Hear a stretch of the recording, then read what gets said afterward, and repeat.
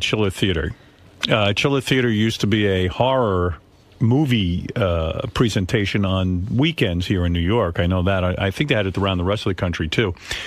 So they had a horror convention. A lot of different celebrities were there. I haven't heard all of these. I heard one or two, but they're kind of interesting. Richard and J.D. first get a hold of Billy West. For those of you who are fans of Billy who used to work on our show, Billy explains why he left the show, and he explains who he hates on the show. Billy, very, very candid in this. So what happened with you and Howard? Why did you leave the show? Because I asked for a raise, and nobody would return my calls. Who did you ask? Well, my solicitor was talking to the station, and they didn't want to know from it, so I just got up and left. I'm not a victim. I'm 55 years old. I had to go make a fucking living. Do you miss it? I did my bit for radio, you know what I mean? There's so much to do in the world. Yeah. So, like I said, I'm too old anyway. Do you listen to the show still? I can't because I don't have a Sirius radio. But after you left, did you not want to listen to the show after you left, or did you still listen? I never listened to radio. I only listened to Air America. When I was in radio, I didn't listen to radio. I never heard any of the shows I was in. I just, I began to work like crazy, and I had no time. Now, was there anybody at the Stern Show that you disliked? No, I'm full of love. I'm too mellow now. I said that I said some stuff about everybody on the show, which I did love everybody, but I didn't love Ralph so much. I think a lot of people agree with you. Well, I said something on my little commentary, and I said, yeah, this will make it on. Fuck it will, And so that was the end of that. So you and Ralph, what happened with you and Ralph that you didn't like him so much? Well, there's stuff I never understood. He got really aggressive with me one day, and I... No, I just want to make sure we're talking about Ralph Sorella, right? Well, is there another one? No. I don't know, Ralph Mouth, or... I want to make sure we're talking about the right Ralph. Let me think. It was a million years ago, turned left, and he started some crap with me out of the blue one day. And, I had nothing to do with him. I didn't give a fuck what he did or what happened to him or anything. I was just minding my own business. And I had a hair transplant done. And I wore this Yankees baseball cap, and he comes galloping in out of fucking nowhere one day into Gary's office, grabs my head and starts squeezing it like that. And I got up and I was like, what the fuck do you think you're doing? I'll knock you through that fucking wall. And he goes, yeah, you would too. You're a psycho. You're a fucking psycho. And I said, I was this close to punching him in the head with a business end of a fucking pen. Like that. And then he just galloped off. He said, well, your head shouldn't have been in the way. I never forgot that. I never had anybody do that to me in my life. Just come out of nowhere. I never understood it. I never will understand it, and I don't care to understand it. So you would never talk to him to try, to have him apologize to you? Or why would I go out of my way to do that? Well, there it is. It's a very telling story, isn't it? There's a couple of obvious questions there, though. Obviously, did you know that he asked for a raise, Howard? No, I did know he asked. What happened was he said he only worked for us. He really didn't work for us. Right. He worked for the radio station. He was part of the production team, and to do voices. And Mel Karmazin had said to me, the way I found out about him, he says, listen to this tape of this guy, tell me what you think. I go, I think he's terrific. He does all these voices. Right. I said, if you're hiring him, I would love for him to appear on my show, too. Can you ask him if he would? So I guess part of his overall deal that he made with the station to do, he was supposed to do production. He did all commercials, and he'd do funny voices on the commercials. Right. So I would have him sit in. So he came to me, and he said, I'd like to be a permanent member of your show. I go, I'm thrilled. That sounds great. I'm all for it. I'm going to say something to Tom. He goes, well, I'm negotiating with him now. I said, okay. Tom said he was handling it. Next thing I knew, Billy left. Billy was gone, yeah. And I was like, well, what happened to Billy? Well, they couldn't come to a conclusion on a deal, and I went, oh, my God, Billy's so great. I mean, that's exactly how it went down. Man, that's horrible. And all I ever did say to the station was, I think Billy's a real talent. I think we should keep him in the company. Billy didn't want to do this commercial work anymore and the production work. He sure. just wanted to be on our show. And I mean, who wouldn't want Plus, Billy? he was becoming famous. I remember listening to him and going, "My God, that guy's the funniest guy ever." Yep.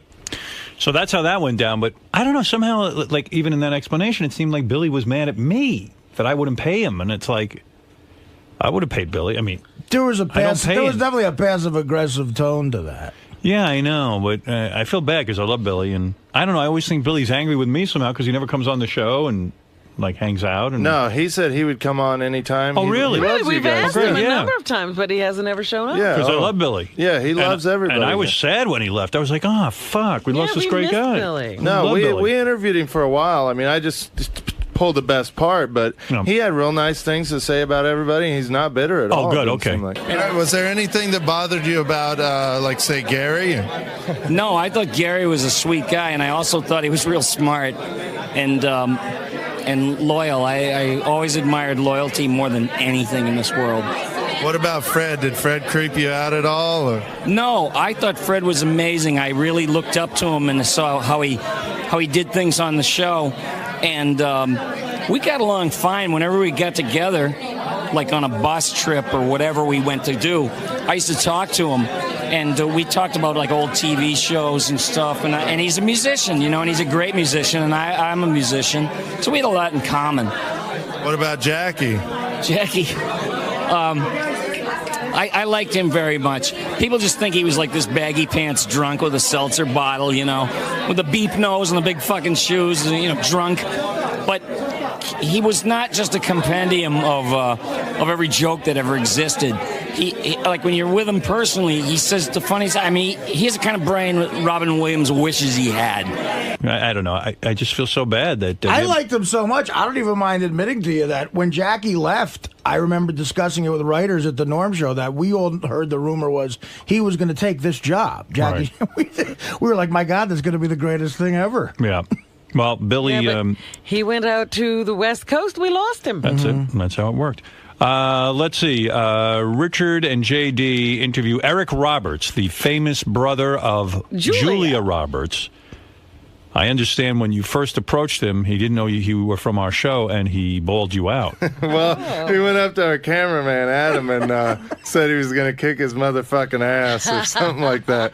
He just jumped out of his chair and ran up to our camera. He's nuts. When he saw a camera, he got freaked out. But then he found out it was for you, and he loves you, so he was happy to be here. He is, the very famous Eric Roberts. So, Mr. Roberts, what are you up to today?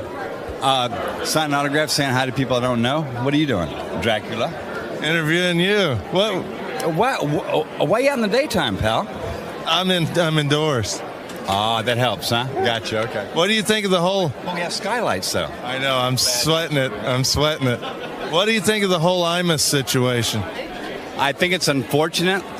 I think I'm not an Imus fan. I'm a Howard fan, but I feel bad for him because he's always been paid to be outrageous, and he's being outrageous, and he had to say nappy-headed hose, and he's hung out to dry for it. I think it's an overreaction, but I also think it was uncool for anybody to say that. But he's known for that kind of stuff, so why come down on him so hard? I think that maybe Howard should help him because Howard's the only one who probably can. I think, but. I feel bad for him. I don't know why, but I do. But also, that girls' basketball team did not deserve to be called nappy-headed hose. But that's another story. Have you ever used the N-word? Never, except never. Do you shave your private parts? Only when my baby asked me to, and she says, "Eric, let's have a little bald action." I say, "Okay, let's do it."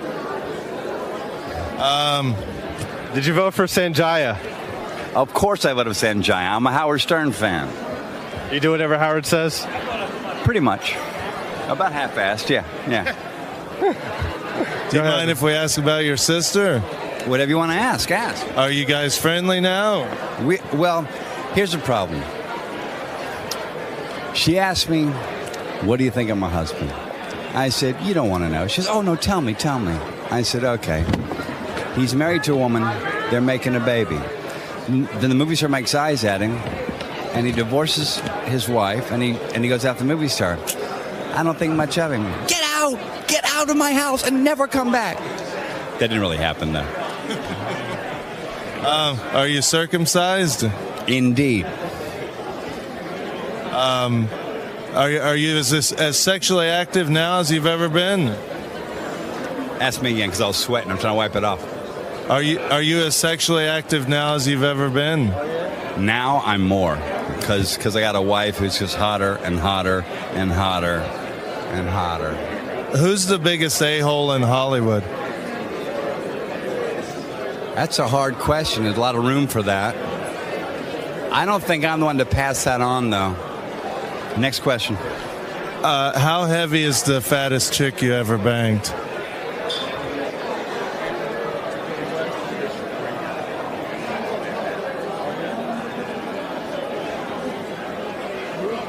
$165 back in 1983. That's not too bad. Was she short or tall? She was as big as I was, with a breast the size of a 5-pound coffee cans. Do you listen to Howard on Sirius Satellite Radio? Every single day that I'm in my car, because I have Sirius in my car, but I'm only in my car about 3 days a week, though, when he's on. I mean he's on all day, but with the fresh shows, you know. Yeah. Who's your favorite porno star? Oh, it's that girl who got all the pornos back, who was a minor. What's her name? Tracy Lords. Tracy Lords was it for me. Is it for me? Even when she was. In fact, she's a friend of my wife's too. What? Even when she was underage.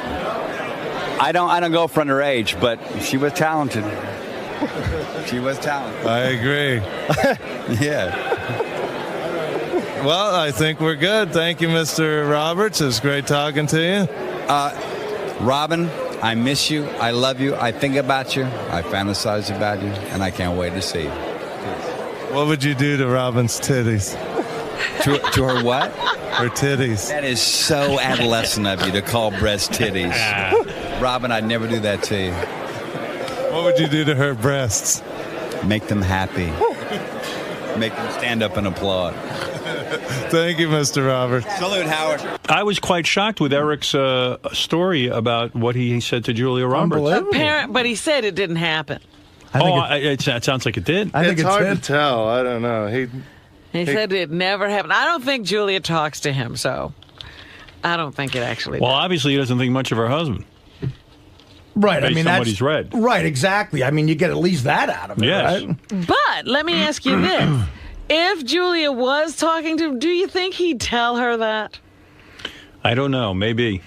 He's a pretty outspoken guy. He is. I just wonder. Maybe you try to keep the peace. You know, he doesn't have to live with the guy. There was a guy, 3 movies in his young career. He was like a young De Niro. You had The Pope of Greenwich Village, that train, Runaway Train, and Star 80. People thought he was like the next fucking thing. Richard and J.D., I'm going to skip Mason Reese. Well, he's on Heroes now. He's making a comeback. Oh, is he really? Yeah, he's good. He's a good actor. Richard and J.D. interview a convention goer. This guy's pretty funny. What's up? It's JD. We are here with a fan at the Chiller Theater Convention. What's your name? Stuart. Stuart. And what exactly did you come to see in specifics? Well, let's see. I came here for the experience, the convention experience. And I also came here to see some of the celebrities, like specifically Robert Beltran, Billy West, and Wally Wingert. Yeah. And how many of these conventions have you been to before? Oh, I've pretty much lost count. How old are you? 40. I'll be 45 in October. And when was the last time you got laid? Ha ha ha.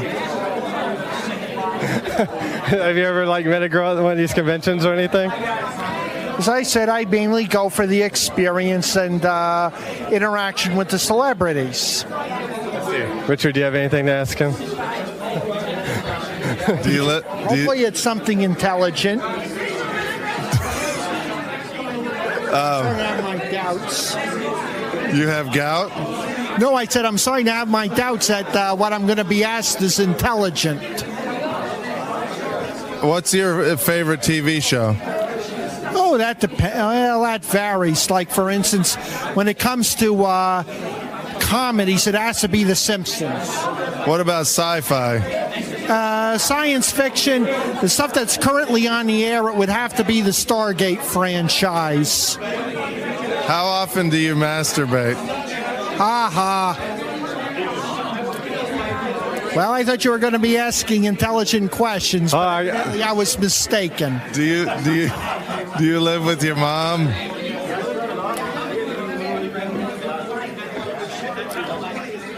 Well, that doesn't really have much bearing on the convention scene, does it? When did you lose your virginity? Well, let's just say if you lose something, you can always find it in the last place you look. Do you shave your private parts?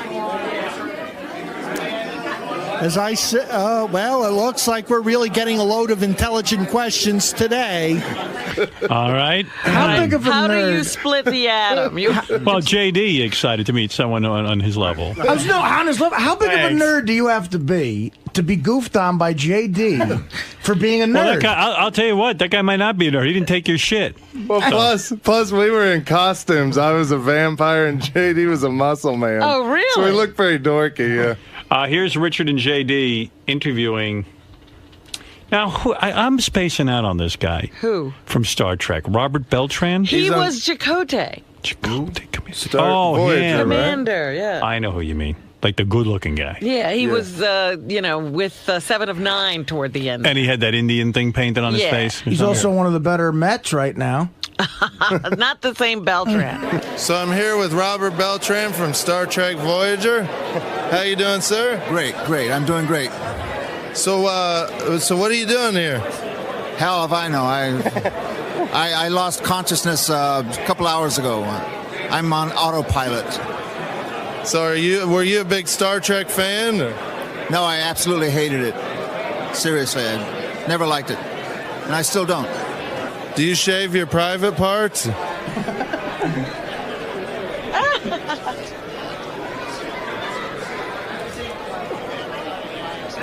Why must you ask that? Do you like a girl to shave her private parts?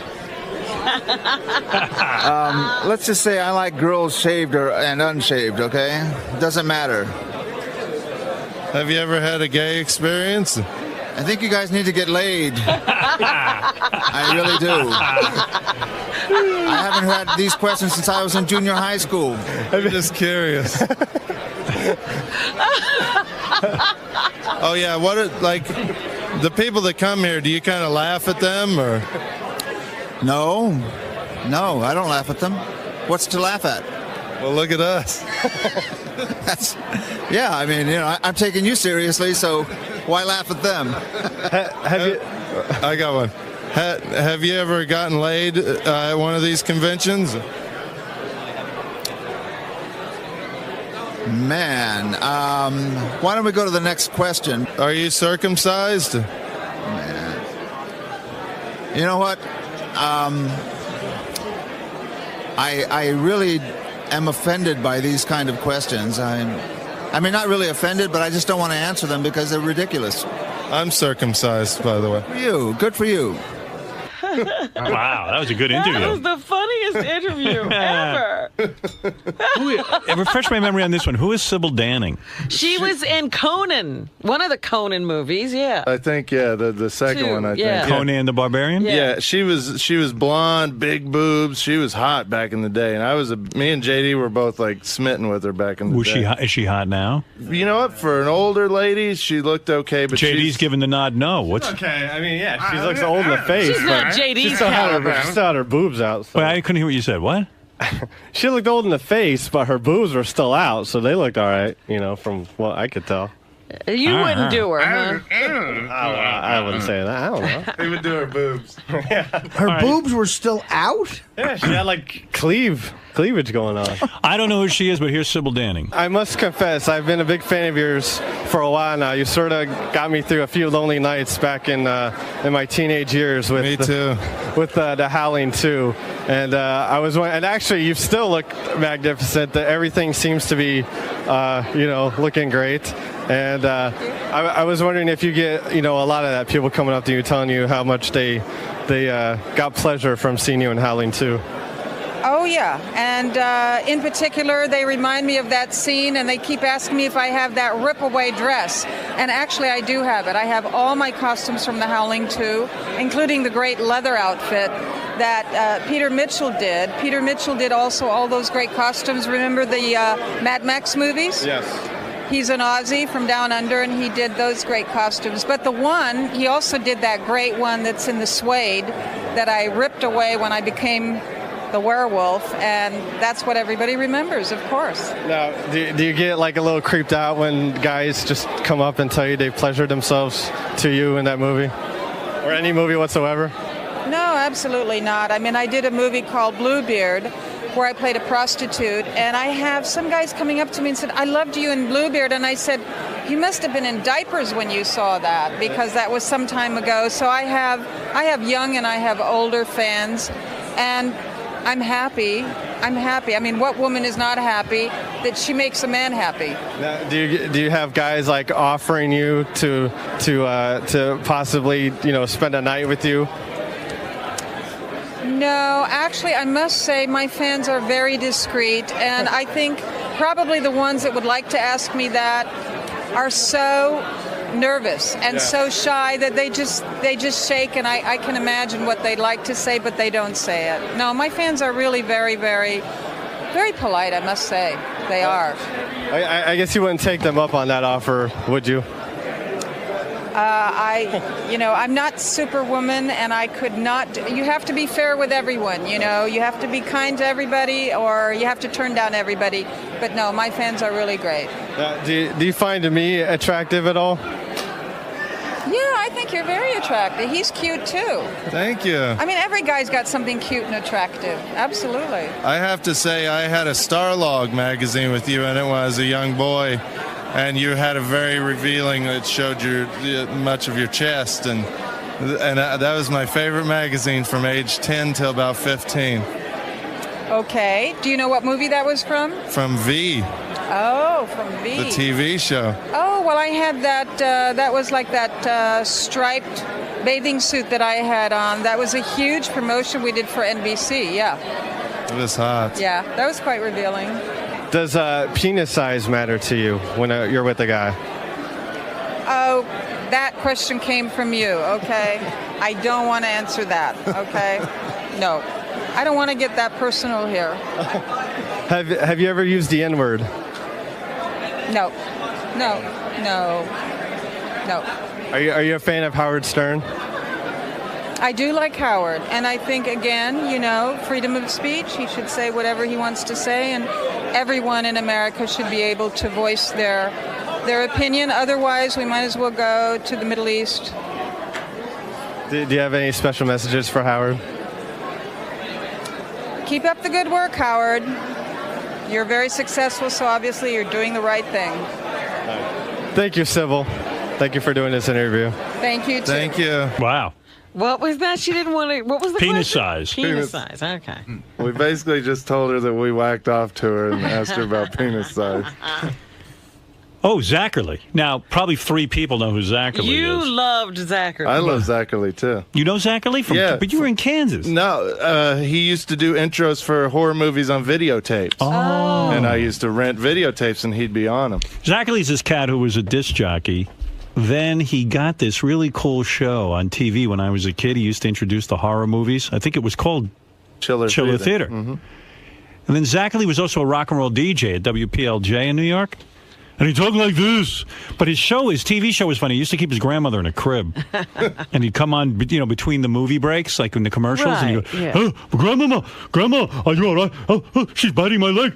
I mean, I don't know. He was just weird, He was in full Dracula makeup. He was like the first person to be one of those horror type hosts, right? Yeah, he was way cool. Did he have like the bad makeup because he did it himself? He looks like he died. I mean, it was just unbelievable. I just looked him up online to see what his age is, because he's going to be an old guy, and he sounds great in this interview. He's going to be 89 this September. Wow. Yeah, he was a rock jock. He'd be like, hey, this is Zachary, WPLJ.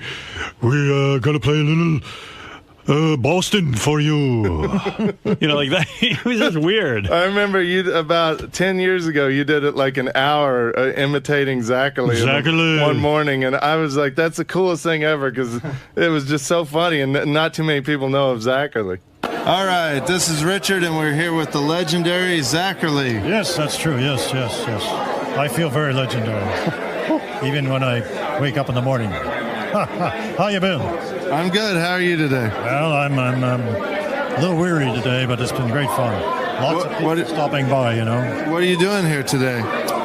Well, I'm just give a semi-talk in the other room there, and all these folks are all people who have watched the show back in the old days. This is celebrating it's a 50th birthday for Shock Theater. Oh, congratulations. Yeah, all the black and white films from the 30s, Dracula, Frankenstein, all that. And the Wolfman, don't forget the Wolfman. Now, you did a lot of work in radio also. You've worked with Howard Stern. Yes, and The Mummy, that's another film. And Howard Stern. Yes, old Howard. Where is he? How's he doing? He's doing good. He's on Sirius Satellite Radio now. Would you like to say something to him? Yes. Howard, how have you been? It's been a long while. I used to sit in his chair. He was on at KTU, right? And I think on Saturdays he was not there, and I was allowed to sit in his chair. I caught some kind of a rash, and it's still with me. The doctor can't tell me what it is. At any rate, he was very kind. And what's her name, lady in the booth? Robin. Robin was not there either. Her little booth was empty. But I had a lot of fun, and he's a great guy. He, one time I can recall, and he will confirm this, when I was on WNEW-FM in the early days of FM radio, it was a free-form station in New York City, and I was on late at night, and I used to get phone calls from people on college radio stations, and he was one of them. That's so not true. He said that you called and asked him how to get on college radio. Never. How to get on radio. Not true. Now he's responsible for your career? I wonder if he's just senile, or he's just like kind of maybe he just kind of is. He's making this up. I'm thinking of Howard K. Stern. Yeah. Zach, how do I get on radio? Zach. I said, well, Yeah, and everyone took my calls. Hey, Zach. Hello, Howard. I didn't know you'd be calling. I would have dropped dead to talk to Zachary. I was thinking he was like my hero. He might be making a joke too. I don't know. see. But I thought maybe it was true. No, not true. He says, Zach, how do I get on radio? I said, well, I got to think quick. And I said, is there a radio station to college? Oh, yeah, he says. Oh, right away. That's a good excuse for me. I said, oh, well, get a lot of practice. And then when you get out, go to some small station and tell them your experience and all that and see if you can get a job. And he says, that's what I did. And here I am. And now he's bigger than everybody, on the satellite. And you had a big part in that. Well. And when I'd meet him in the hallway during the weeks, whenever I was in the station there, I forget where that station was. Yeah, it doesn't matter. Was it WNBC? No, it was WKTU, and I didn't wear the. Doesn't matter. Anyway, coming down the hall, we meet each other. He get down on his hands and knees, and salam to me. My master. What station is he? We never worked together. We went to K-Rock together, Howard. He was at K-Rock? Yes, he was. He said he sat in your chair on Saturdays. Oh, he worked on the weekend. No wonder I never saw him. He was around a couple of times. We would run. Yeah, no, I would see him once in a while, but I didn't realize he worked there. I don't remember that at all. John Zachary, WPLJ, here with Leonard Skinner. No, Zach. Oh, Zach here. He could have been like Alan Freed at that age, because 50 years ago he was in his late 30s, and that was the beginning of rock and roll. He was way too old to be doing it. I mean, he was just like an older guy. He even sounded weird on PLJ. He'd be like, "Oh, Zach, huh?" Meanwhile, he sounded old. Yeah, you expect him to introduce Glenn Miller Orchestra or something, not Boston. Well, you say hello to Howard, will you? I will. Do you got a message you'd like to give to Howard and all his gang? Yes. Behave yourself, Howard. You want to say goodbye from Zachary? Bye-bye, my boy, whatever you are. Great, thank you very much. Man. Thank you, Zachary. You see that laugh? After his grandmother would eat like human flesh, and would be like, oh, grandma, you go eat that leg. I'll be right back. Oh, John Zachary here. Oh. He was real creepy. He was in like a dungeon or something, right? Yeah, remember that hand that would come out of the ground with 6 fingers on it? Yeah. It's really I'd count the fingers each time. Make sure it was still the same thing. What's this? Richard and JD interviewed David Arquette. Well, we just heard from that was... he just walks off, basically. That last one that's there, they get a hold of a fan, and it's just Richard tormenting one of those fans for 3 minutes. Hey, how's it going, guys? What? How's it going, guys? How's it going, guys? How's it going, guys? They have earplugs on, so... Oh, I said, how's it going? I'm here at the Chiller Theater. What? Say the first thing, I'm sorry. How's it going, guys? Can you hear me? I'm not here. I'm not here. Working? What is it again? I said, how's it going? I'm here for the Chiller Theater convention. No, the first thing. I said, how's it going? How's it going, guys? Can you hear me? Can you hear me? You can't hear me. I said, how's it going, guys? Can you hear me? Okay. Is your mic on? Check. Is this on? Oh, that's why. Now it's on. I'm sorry. How's it going? Are you sure this is on? I couldn't hear that. How's it going? I'm here for the Chiller Theater Toy Model and Film Expo. How's it doing it live? Usually on the phone. It's fun. It's hard not to laugh. Yeah, it's that Gilbert thing that he did to that guy, but it's live. That's great.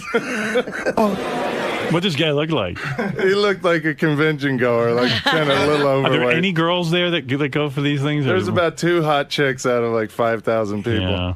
There must be some hot chicks who sign autographs and stuff. There was a couple. There was a couple from that Grindhouse movie that were pretty hot. I got the last part, the Chiller Theater, but what was the first? I said, how's it going today? How's it going? Can you hear it? Did you hear it, JD? I'm not hearing shit, bro. You can't hear anything. What? You can't hear anything? I'm here for the Chiller Theater Toy Model and Film Expo. You guys having a good time today? You can't hear me? Hello? Can you hear me? There's something fucked up with all this shit, man. Hold on. Hold on. Here, speaking of this. Hello? Can you hear me? No, I'm not hearing anything. Not hearing? I don't know what's going on. Try this one again. Hello? I'm here for the Chiller Theater Toy Model and Film Expo. You can't hear me? What's wrong with that? It's fucked up? What's wrong with it? It's not working? Your mic must be fucked up or something, huh? It's not working right. I'm sorry. You can't hear me? Oh my God. I come every twice a year for the show. It's a great show. Hold on. Maybe I can read your... What are you... What? Do you know sign language? No. No, hold on. Just say the first part again. It says, how's it going today? I'm here for the Chiller Theater Toy Model and Film Expo. Wait. I'm trying to read your lips. Read my lips. You need to read my lips. But I can't understand. Speak like real slow. So, how's it going today? I'm here for the Chiller Theater Toy Model. See, I heard today. What was before that? It says, how's it going, guys? I'm here for the Chiller Theater Toy Model and Film Expo. Model. I heard model. Hold on. How long does this go on? Not too much longer. And then we just... What? Then we get him with something a little different at the end, too. Try again. I'm here for the Chiller Theater Toy Model and Film Expo. in New Jersey. It's the Summer Extravaganza, the Chiller Theater Toy Model and Film Expo. Can you hear me? Hello? Hello? For the Chiller Theater Toy Model and Film Expo. Hello? I'm here for the Chiller Theater Toy Model and Film Expo. Isaac. Can you hear me? It was working earlier. What is going on with this? Check. Sibilance. It's better. I think it's better. Try it. I think it's because we're in the building. Like the signal, back in the back, we got a good signal. This is wireless. So there's no signal inside this building. Hello, I'm here for the Chiller Theater Toy Model and Film Expo, the Summer Extravaganza. Still not hearing me? Still not? I'm trying. I can hear, but I have the in-ears that are down inside my ear. They're wireless, and also all I can hear is what's coming into this. I'm just getting crowd noise in mine. So, how you guys doing today? Did you get a lot of autographs? I spent about $1,000 today. I got in here yesterday night on Friday to meet all the people from Grindhouse. That was a great movie. Did you guys get to see it yet? Did you guys get to see Grindhouse? It's a great movie. I took my mom to see it on Easter. I saw it 3 times already. It's a real good show. They got all the cast and crew. I'm not getting any of this. I'm sorry. Oh my God! Ask it again. What? I spent about $1,000 today on autographs. I got all the people from Grindhouse. The big movie. Did you ask me? You asked me a question though. Oh, I said, how's it going tonight? Did you say Monster House? No, I never saw that movie. I never saw Monster House. Did you? No, but you asked me something. Oh, I said, did you get a lot of autographs today? I asked you if you got a lot of autographs today. At the Chiller Theater Toy Model and Film Expo. Hello, you can't hear? Hello? Hello? Can you hear me? Can you hear me now? Hello? Hello? Can you hear me now? I'm sorry. But did you have a good time? Oh, it was a great time. I'm coming back for the party tonight. So there's going to be a lot of stuff, a lot of drinking, a lot of wild women. Good time. You come here to pick up women? I heard that. I take a lot of pictures and stuff. I'm a picture nut. I'm always taking pictures of people. Cool. It's my hobby. I'm on collecting autographs and autograph photos and stuff like that. A lot of movies, DVDs and stuff. That's my hobby. Cool. Oh, well, thank you. You're welcome. Thank you very much. Nice to meet you. Hope you have a great time here today. Thank you so much. Nice to see you. Thank you. Take care. Thank you, sir. Thank you. Thank you. I gotta say thank you. Okay, thank you. Hope you have a great time today. You too. Thank you. Okay, thank you. No, thank you. Thank you. Thank you. I can't thank you enough. Oh, thank you. Have a good time tonight. Okay, thank you. I see ya. Have a great time at the Chiller Theater Show. Have a great time at the Chiller Theater Show. I said have a great time at the Chiller Theater Show. Have a great time at the Chiller Theater Toy Model and Film Expo. The Chiller Theater Toy Model and Film Expo. I got Expo. Expo? The Chiller Theater Toy Model and Film Expo. Oh, thank you. Thank you. Thank you, and thank you, too. No, thank you. No, thank you. No, thank you. Thank you. No, thank you. Okay, thank you very much. Thank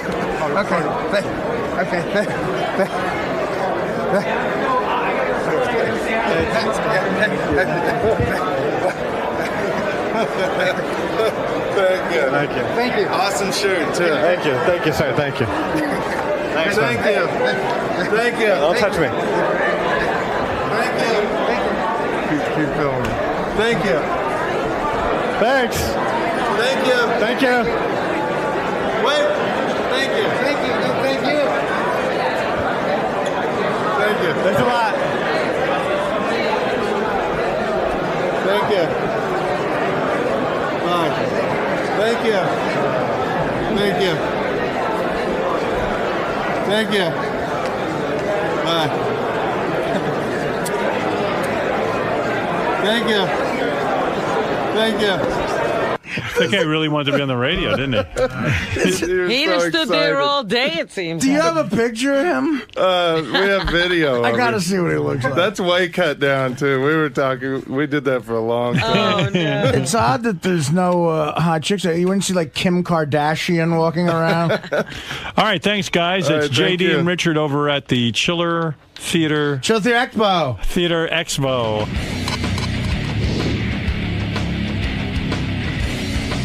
Hey, it's Richard Christie and JD Harmeyer. And we're here at the Chiller Theater Convention in New Jersey. It's a horror sci-fi convention. We're going to go talk to some celebrities and talk to some nerds and some virgins and just people that show up to these kind of things. And we're going to dress up. I'm going to be a vampire. What are you going to be? Big muscle guy. So we're going to dress up, have a little fun, and let's go to the car and get dressed, JD. Let's go. Put it on my vampire shirt. I'm sure this thing will be stained. Am I tearing this tag off? I guess it goes on. Can I just leave my phone here or what? Take a good separator. Richard, That looks so cheap. will you button me up? You don't even have a chest. Where's your chest? Isn't this it? Alright, so I got on my vampire makeup. What else do I have? Just a cape? Or? Cape, makeup. I think that's all you have, right?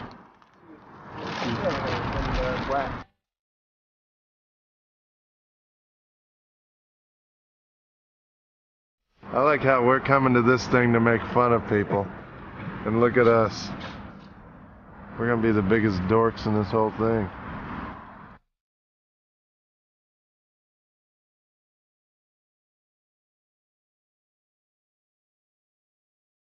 All right, we're all set. We're in our costumes. We're ready to go. Let's go. All right, so we're here in the convention. Looks to be a lot of B celebrities and nerds and virgins in the area. So we're gonna get, including the one standing next to me. I'm just a nerd. I'm just a nerd. He lost his virginity finally. But so we're gonna go talk to some people. What else are we gonna do, JD? Talk to people, look at people, see how funny people look, including us. All right, so let's go in and check it out, bro. Let's go. So do a lot of the people at these kind of things creep you out? Or? Actually, everybody here has been really nice and, very polite, and I haven't met any freaks yet except for you. Now, don't take offense to this, but your haircut would be considered a mullet. Do you find that offensive? Words are words, but hey, it allows me to have short hair and long hair at the same time. And you know what? You see all these people with shaved heads these days? I figure the shaved head is the mullet of the OOs. Okay, we're here with, what's your name? Monica Staggs.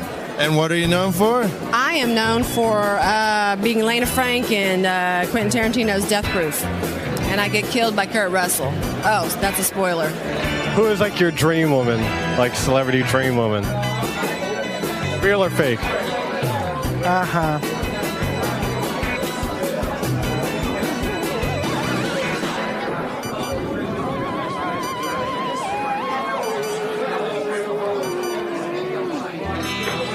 Yeah, I thought you'd be asking stuff more germane to the convention. How about a little Jackie puppet? I've been doing a combination of the Jackie puppet and Jackie, the real Jackie. Like, wait, I get another one. wait, this is funny. I promise you. What the fuck are you looking at? Laughing up, I laughed when you two came in.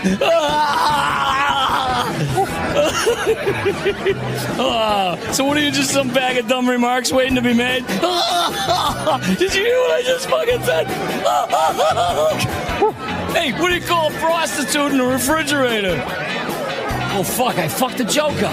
Wait, let me start over. Take two. What do you call a whore in a refrigerator? A prostitute. Oh, I'm gonna fucking die. I need some pot. Give me some fucking pot. Give me some pot!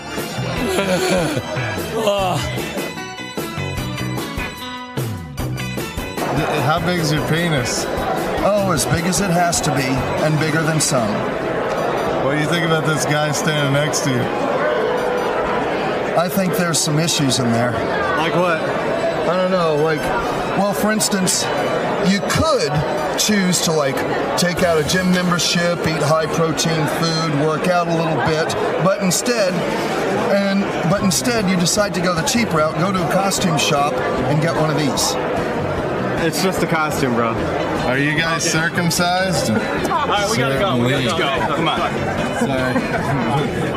Circumcised. We'll see you Monday. Yeah. Was John Lennon like kinky at all, or? Kinky. Listen, can I ask you that question? I'm very kinky. He's very kinky. Are you? Well, I don't think I want to answer that one. God, not interested. There's Zachary. So you're a fan of Howard, apparently. Big fan of Howard. I didn't know about Howard in Arkansas because obviously we didn't get Howard Stern growing up in Arkansas. So it was like brand new to me when I moved to LA, and I fell in love instantly, and I got serious in both my cars before it even came out. So yeah, I'm a huge Howard Stern fan. I really love him. Who are you wanting to see the most, Richard? Fuck yourself. You're a dick, you know that? Why don't you have another beer? I don't think you've had enough beers yet, you know? It's the best idea I heard all day. Who's the most famous chick you banged? The famous what? Who's the most famous celebrity chick you banged? You got an hour? No, I'm not kidding you. I don't know. I would never kiss and tell. I might screw and tell, but I won't kiss and tell. No, I don't know. Actually, I don't know. What about fattest? No fat. No. Fatties? No fatties. Do you find me attractive at all? Do I find you attractive? Yeah, I think you're kind of cute. Sweet. Yeah. That's all I had to know. I think you're cuter than him. Ah! Hey. Bend over, JD. Him. Yeah, I'll spank him. You got to bend over more than that. All right, that's enough. Jesus. Oh, come on. I was just getting going. I was just getting warmed up. Well, he can get spanked. It's funnier when you get Well, spanked. no, it didn't. I'll give you $5 if you jump as high as you can. $5 if I jump as high as I can. So that means I can't like half-ass it and just do a little hop, you know? No, you gotta jump 5 times, $1 each time. I'll give you. 5 times, $1 each time. I'll even hold your glasses. Ah, you'll hold the glasses, huh?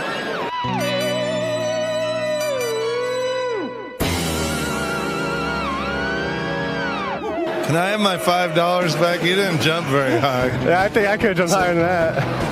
All right, show me. Show me, buddy. Here, you guys do it next to each other. Let's have a jumping contest. All right, ready? 1, 2, 3, go. See, he's holding me down, the fuck. Cheater. Did he ever try anal with you? I don't think that's something that you ask a lady. I'm sorry. I mean, did John Lennon try? John Lennon didn't try. You still wouldn't ask that of me either, would you? I'm not going to answer that one. So what's your name? Lisa. And normally, like, there's a lot of nerds and a lot of dorks here and guys, and, like this guy right here. Oh, you're one of them too, asshole. Yeah, look who's talking. Look at you. You're dressed up as Dracula. Yeah, shut up. But most of this convention is, young, kind of dorky guys. What's an attractive young lady like you doing here? I'm just here hanging out, drinking, checking everything out, checking you guys out. I said, have you ever run into a smelly vagina? Well, I might have, but I wasn't aware of it at that time, but yes. I have no idea, maybe. I'm an athlete, so that could have happened. So we've interviewed a few people, talked to some people. Christy Swanson. Drank a few beers. Yes, I can smell it. Don't.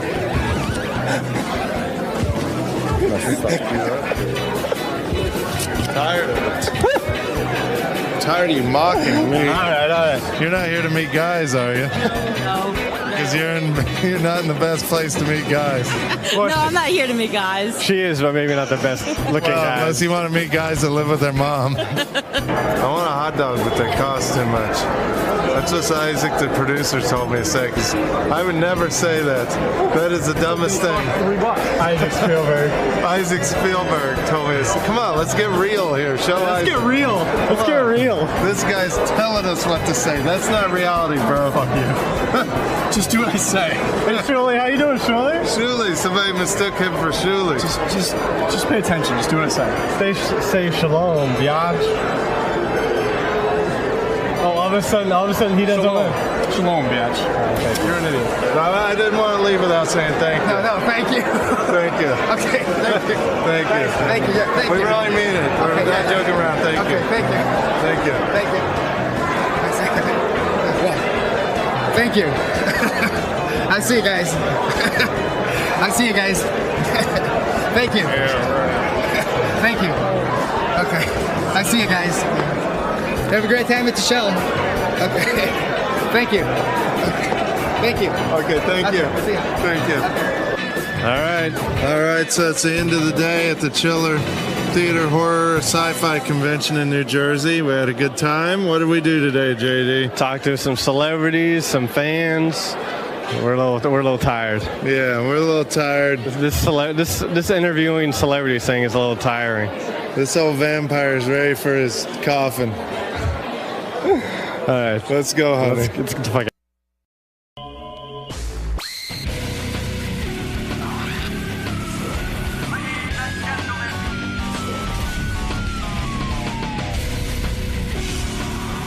The reason I'm wearing these dark sunglasses is I got to find a pair of glasses. I know Ronnie's out there freaking out.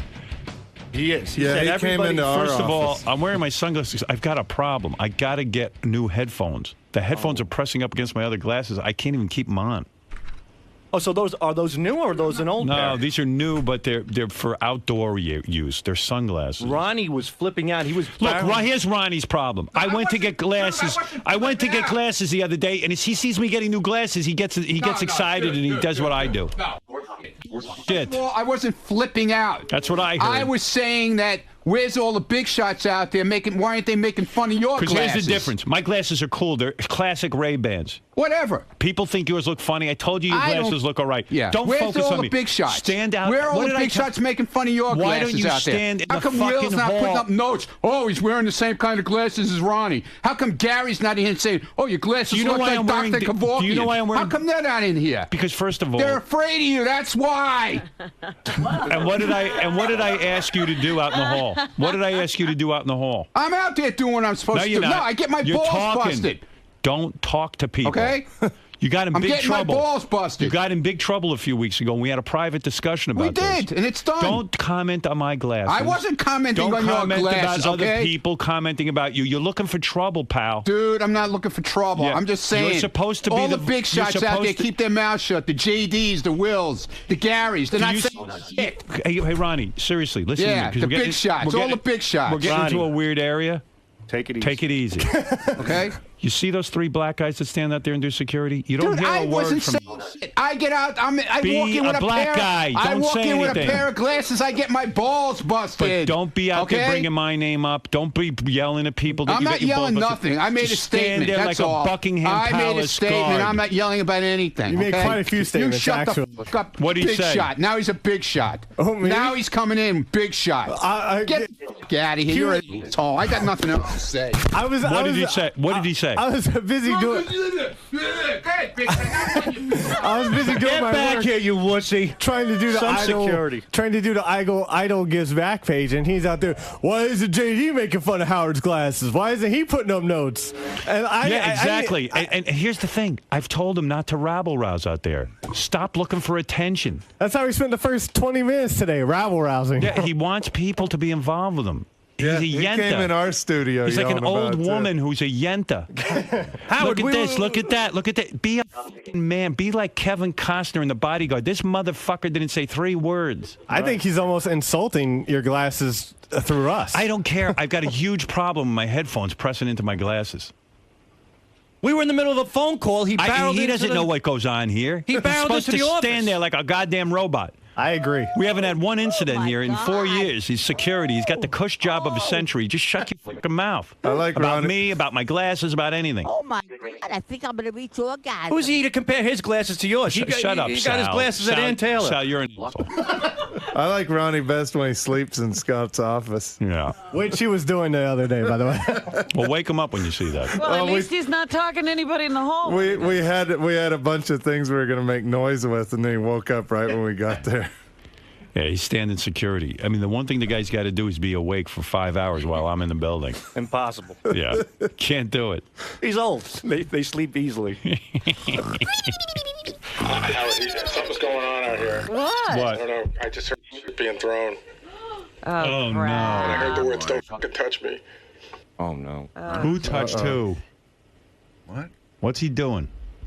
I guess JD patted his show. What happened? I patted his shoulder, and then he threw his walkie-talkie at me. Here we go again. Jesus. He got to stop throwing things. You know, he could be, at the point where he's too volatile. Yeah. Sometimes the elderly can't control their I'm telling you, what is he doing? Don't sit there and talk. Don't do shit Now we about got my to tell glasses. people not to talk to Ronnie. What's he doing? And he's throwing things again. I had a whole talk with him not to throw anything. Everybody's consumed with my glasses. I think it's time. I just talked to Ronnie in the car about it. I said, watch. I said, I got to switch my glasses. People carry on. Everything you do. What is he doing? What is he doing? The security is the most dangerous guy in the building. Howard, he just barricaded himself in Scott's room. Good. You should have That's where he should be. The black security guards should come in and watch Ronnie. You're not kidding. Yeah. Those black guys stand there. They just stand there. They don't mix in. They do their job. They don't mix in with the people. I love black people.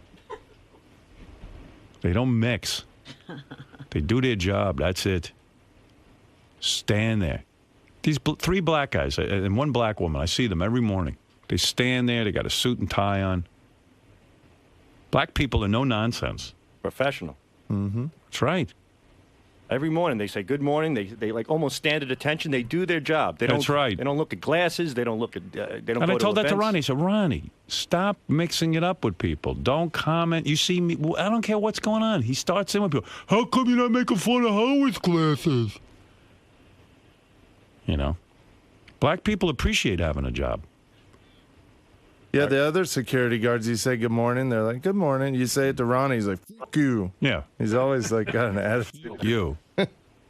You, what is that? Every morning he says to me, what's your problem? I don't know a thing about the other security guards' lives. I don't know anything about those black guys. And that's the way it should be. Stand there and look, official. Look like you want to rip someone's head off if they get out of line. That's what I'm looking for. Well, he does look like that. Yeah. If you want, I haven't seen it yet, but Doug says they have the clip with audio of Ronnie throwing the walkie-talkie. Doug says it's good, but you got to bring up the audio if you want to hear it, Fred. All right, let me hear it. He's got to do is be awake for 5 hours while I'm in the building. Get out! Get out of here! Oh my God! Don't touch me! Oh, I gave you a pat on the shoulder. Oh boy! Now he's got to go retrieve his walkie-talkie. Does that walkie-talkie still work? I don't know. And who's he in touch with anyway? Who's he talking That's an to? amplifier for his hearing aid. I think he listens to NASCAR on it. What's he doing out there? Oh my goodness! But he's his own worst enemy. Because he started in with people. He's out there screaming about my glasses. Right, he's trying to tell them that they should be involved with you. Yeah, shut up. Stand there quietly. I asked the guy, he told me he was going to do it. He can't do it. He can't help himself. Yeah, nobody asked for his opinion on your glasses. He came barreling into everybody. Yeah. Don't worry about me, about what people say about me or say about you. Just stand there. Stand there. It's so easy, his job, if he just stands there. He won't do it. He's a yenta. He loves it. He became a whole personality with appearances and don't ask. My worst nightmare has happened. I got a celebrity limo driver. A celebrity security. Yeah. He's Steve from the Jerry Springer show. He'll spin off his own show. He's got his own show now. Welcome to Celebrity Limo Driver. He's out there, don't touch me, throwing things. I mean, am I asking too much? I'm asking that guys don't pee in the same stall with each other and do crisscross. Right. And I'm asking Ronnie to stand there and do his job. Everyone thinks I'm playing around here because I have fun at work. They think they're supposed to be having fun. This is fun. But you're still not doing the things they're doing. You're entertaining people. Right. They're playing with each other. I know. It's enough. I don't know. I mean, what am I supposed to do? Everyone becomes a whole personality, and all their personalities are vomitous. You know what I mean? Like, their personalities are horrible. One personality worse than another. Yeah, I mean, these are personalities that should be suppressed. Are you talking about us, too? Yeah, of course. You two guys are complete morons. I mean, you don't even know what's right or wrong. It's like, it's pathetic. We've done a lot of dumb stuff for the show. That's good. Dumb is good. Think of dumb for the show, not dumb in the bathroom. Well, we would pee on the show if you'd let us. Yeah. Idiots. We know you'd pee on the show. You do it every day. No, but it's also like Ronnie thinks it's kind of funny to be this buffoon. And I just want a security guard that isn't a buffoon. It's like, I have a very serious agent. I don't want my agent to be like peeing with other guys and throwing walkie-talkies. You know what I mean? And then say, well, you do it. Yeah, you guys are supposed to be professionals, you know? Especially Ronnie. I'm hiring to do security inside the compound here. Yeah, I mean, it's crazy now because Ronnie steps into the studio whenever we have a quote-unquote nut here. Yeah, but Ronnie's nuts. Right. JD taps him on the shoulder or gives him a pat on the shoulder and he's throwing something. It'd be my God. He's got to stop. I mean, I wouldn't go to a doctor who threw things at his patients. You know what I mean? Because he's aggravated. You know. All right, boys. Thank you. Thank you. We won't let that happen again. Yeah, good. Yeah, and then Way what to are you go. going to do next that we have to stop you from doing? All right. Come on, guys. You get it together. I mean, especially where other people got to go to the bathroom. Come on. Nobody's interested in that. Right. It's disgusting. All right, get out of here. Okay. All right. Stupid. Dopey. Two dopes. I mean. All right, Lisa, what else? I'm sorry you had to see that. That's okay. All right. I just wonder why. Lisa's a real lady. She shouldn't have to see that, Rob. No. I just wonder What why. am I? What are you saying about me now? I don't know why. I'm not a real lady. No. I don't know why Ronnie's so angry. Like, what else is going on? Well, You think something underlies all this? That his life is falling apart or something? I don't know. Gee, what a there's a guess. There's a leap. You think Ronnie's life is falling apart? Instigating motherfucker. I've never seen an angrier human being. But the worst thing is that he's like a security guy who's out of control. You know? Scores, man, is about having fun, motherfuckers. And this wasn't always... See, this is a recent thing. Ronnie used to have some control. Well, why do you think Ronnie's not a cop? I mean, he always wanted to be a cop. I know. You think he always was like this? I'm sure the cops took one look at him and went, listen. A little hair trigger? Yeah, I mean, dude, we don't need your aggravation. I'm sure. Did he ever take the police psychological exam? Honestly, did he? I don't know. You know, because today everyone calls themselves security, but, you know. Those are people who couldn't be cops. Yeah, sometimes I think so. The psychology part was really tough. They ask you shit that just pisses you the fuck off. They ask you a bunch of fucked up questions. Like, what do you think of your mother? Shit. I couldn't answer it the right way. I tried to contain myself. I couldn't. How do you fail the police psychological? You got to be one fucking crazy bastard. Wouldn't you love to meet the guys who failed the police psychological exam? Actually, no. I'd be a little afraid. Was this close to being a cop. and I failed the psychological. Then this asshole comes in there with his degree and asks me a bunch of questions. Piece of shit. I think Ronnie once applied to be a cop. I'm not sure. I got to find out. Because there's no way he could pass the psychological exam. There's no freaking way. He is a power-hungry motherfucker. He's throwing shit. He's going berserk back there, I think. Where is he? You got it under control now, or what? What was that? Is he out of Scott's office? He had locked himself. This isn't one of those strip club appearances. He needs to calm down. It's a professional work area. I'm Scores Man, and I'm about getting drunk. I'm about having fun. I'm about having a good time. I'm about meeting girls. I'm about meeting guys. And whoever doesn't like it can go fuck themselves, because that's what I'm all about. I'm Scores Man, and that's what Scores Man is all about. That's some philosophy. His whole persona is to yell and scream and throw things at people. It's not working for him. Shut him off. That's why it was great that Pete was doing that impression. Yeah. He captured Ronnie completely. Hey, Manny. Hey, good morning, everybody. Hey, good morning. Hey. You know, Howard, you kind of have to take some of the credit for creating this mental midget Ronnie. I mean, the guy's socially retarded. Right. He knows what's appropriate about as much as Sal and Richard do, for crying out loud. I know. Whatever happened to him sitting down in the car? Yeah, well. Isn't that his job? I mean, honestly. Even when he used to sit and wait for me in the car, he was weird. Really? He's still weird. Well, yeah, he's just like, he seemed like he was angry everywhere he had to take me. I mean, he yells. It wasn't a comfortable kind of thing, you know. Honest to God. He has a horrible personality. He needs a coach, some kind of life coach or something, to tell him what's socially acceptable. Yeah, I know that. Yeah, well, you got to have a good heart-to-heart with him again, because he obviously doesn't hear very well. No, he's not getting it. Thanks a lot, guys. Bye-bye. What are you going to do? I don't know. I guess I am to blame in the sense that I put up with it. You know? I put up with this behavior. Right now, I got a situation I got to go out in the hall and solve, so I'm going to have to take a break.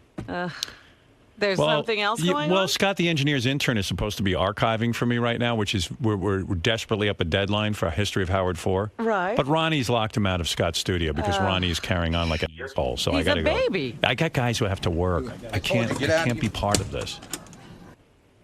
So I got to now. So he's still locked in there? Yeah. He locked himself in a room that we have work going on in.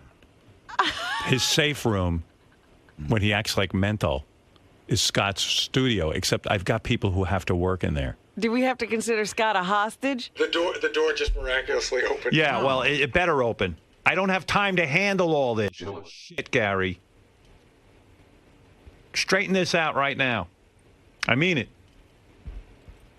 Tell the guy, we got work going on back there. If he needs a safe room, use the freaking bathroom. No, not the bathroom. Use the green room or something. Isn't there like a slop sink closet out there How somewhere? about not needing a safe room? He doesn't need a safe room. What's going on with you? Nothing. You throwing stuff? I wasn't throwing anything. I didn't throw anything at him.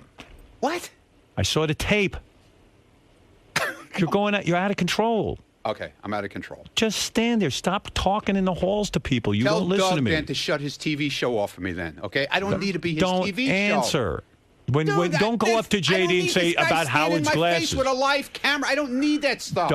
We have cameras here. TV show this off job I don't is need cameras. to be Doug's TV show because he doesn't have content today. Listen to me. Tell him to leave me alone. Ron. Seriously. You started this. I'm not Doug Goodstein's fucking baby fucking camera dude here. You I don't started get this. It.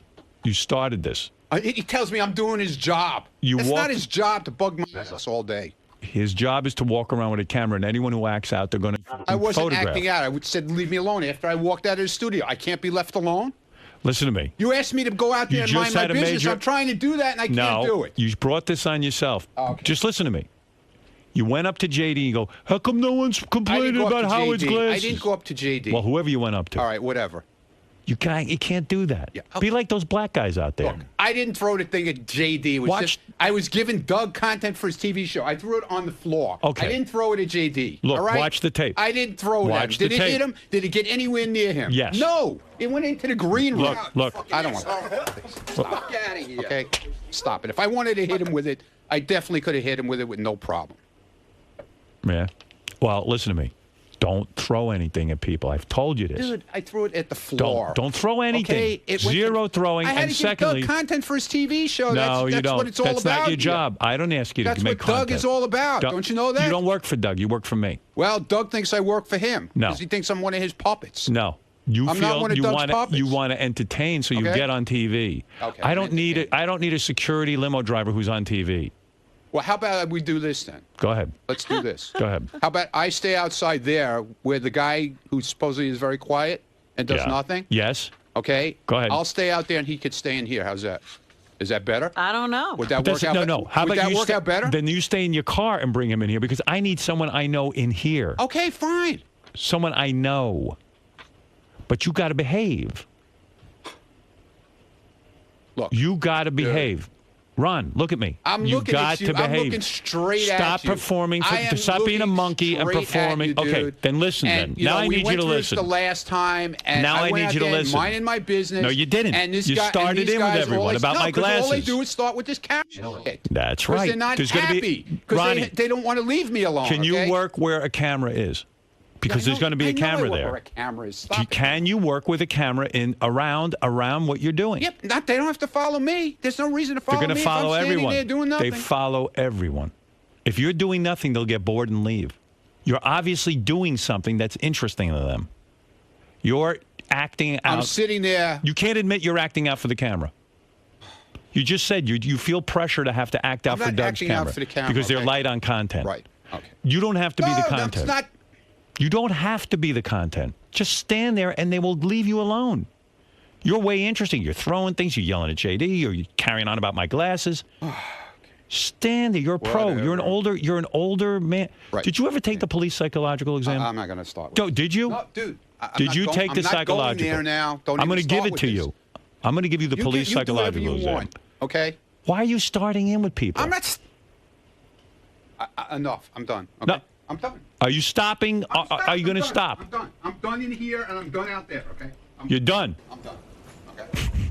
Ronnie, talk to me for a second. Come on. No, you guys That's are done. what I deal with all day. Go back to your boss and tell him I'm not his puppet. Goodbye with the camera, okay? I'm busy straightening everyone out. If I could put my brains in, then there'd be no problem.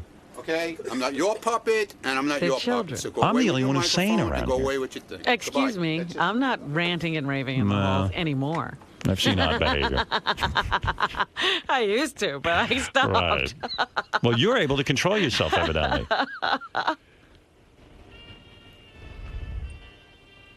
You know? Fred seems to be managing to get in and out of work most I'm not days. throwing anything. I'm No, not and you mind your own business. I mean, it's really not. I'm just asking Ronnie to be quiet. Just quiet down. Don't and then act he's out. telling you, then make this happen and that happen. You got to change the whole environment. Ever wonder why? him. Yeah, exactly. You ever wonder why Will is never on Howard TV? Did you ever wonder?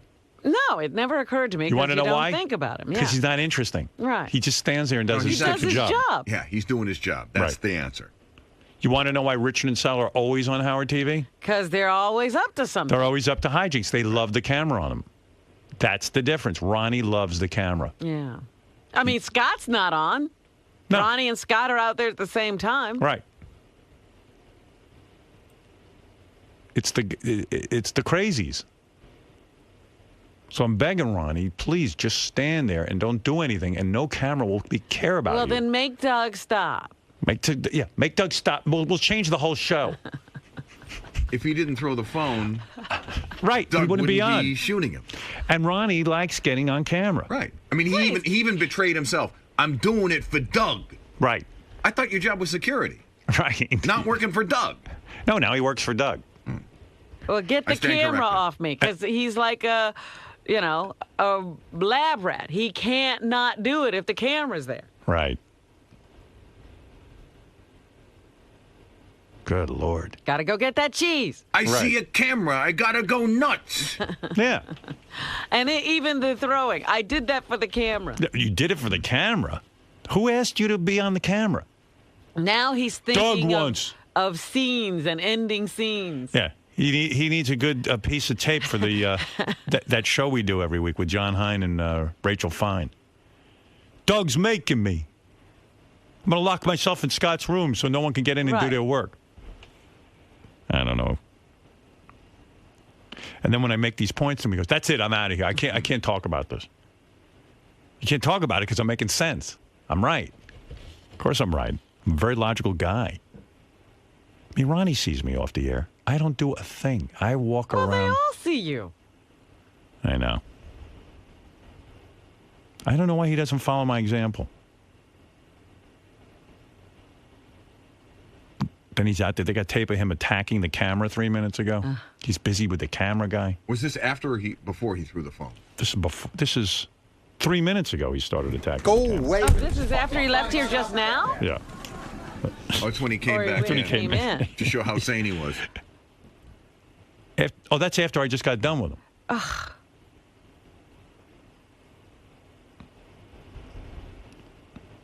Ay. I'll straighten it out, I hope, but I don't know if I can. Good luck. Well, why do I have to be the boss? Isn't this Tim's job to straighten everyone out? How many times are you going to straighten it out? All right. I'm taking myself out of it. Tim's the boss of everyone now. I don't know. Everyone thinks I'm the boss. Tim is the boss. Because obviously they don't listen to you. No. Tim. Why am I in charge of Ronnie? Tim is coming back, I think, Howard. But he was, I heard about in the hallway. He's like, Ronnie, you're out of control. This is the greatest show on earth. Tim said that? He did. When Ronnie walked in and hit the camera, he said, hey, you're out of control. All right. I'm no longer in charge of Ronnie. Please, give me a break. Yeah. Nobody wants to be in charge of Ronnie. You're in charge of Ronnie from now on. Handled. Thank you. I don't want to... Hey, Tim. I don't want to be in charge of anyone. You know what I mean? I'll take care of it. Any personnel. I'll take care of it. I just want to be like a disc jockey who comes in and hangs out, does his show, and then leaves. Okay. So when you find out that Sal and Richard have been peeing on the seat of the toilet, handle it. I've already talked to him. All right. Good. Yeah, I don't want to be the boss anymore. I'm really not the boss. Well, I'll handle it. Don't worry. Really? I now have the tools in order to take the weight off.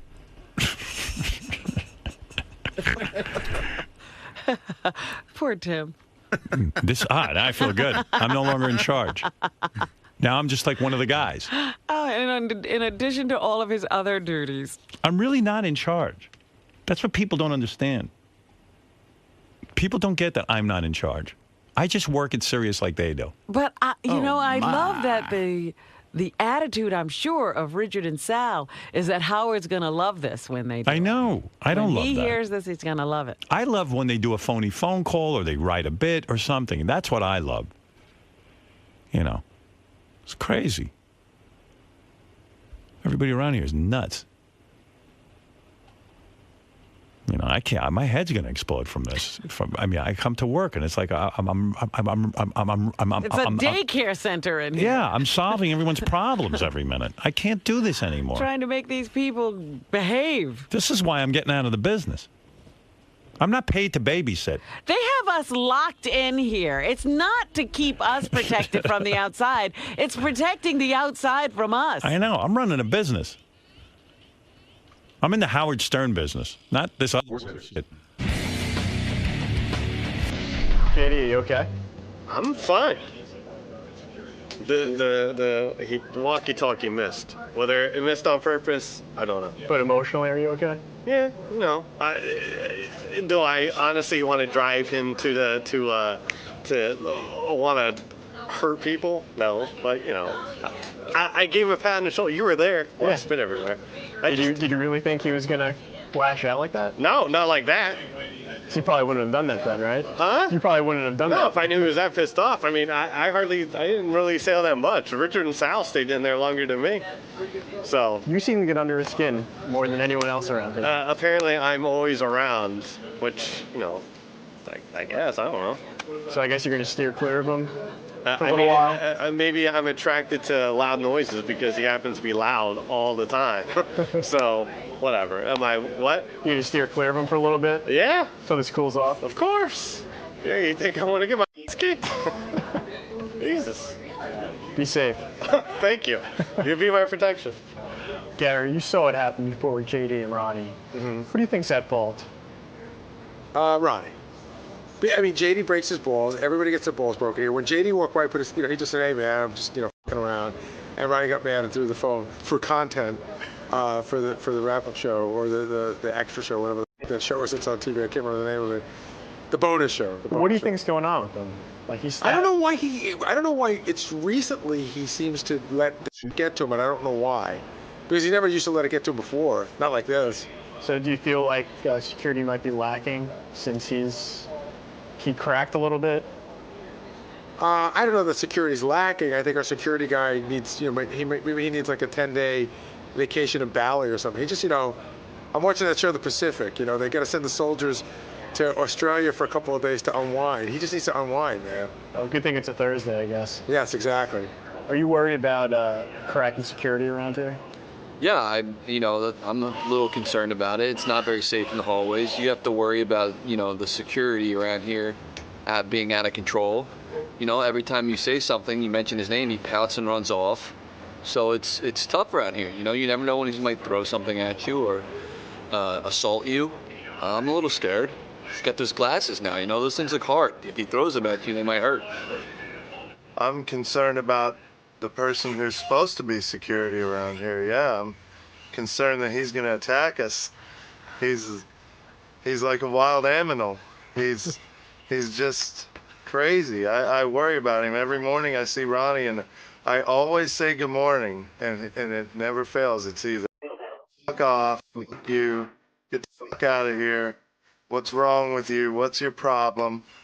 And about maybe once a month it's good morning. That's if it's on a Monday and he's maybe had a really good weekend, but any other day it seems like, he's not a security guard, he's just an angry old guy that's ready to beat the shit out of somebody. So you don't feel that secure then around here?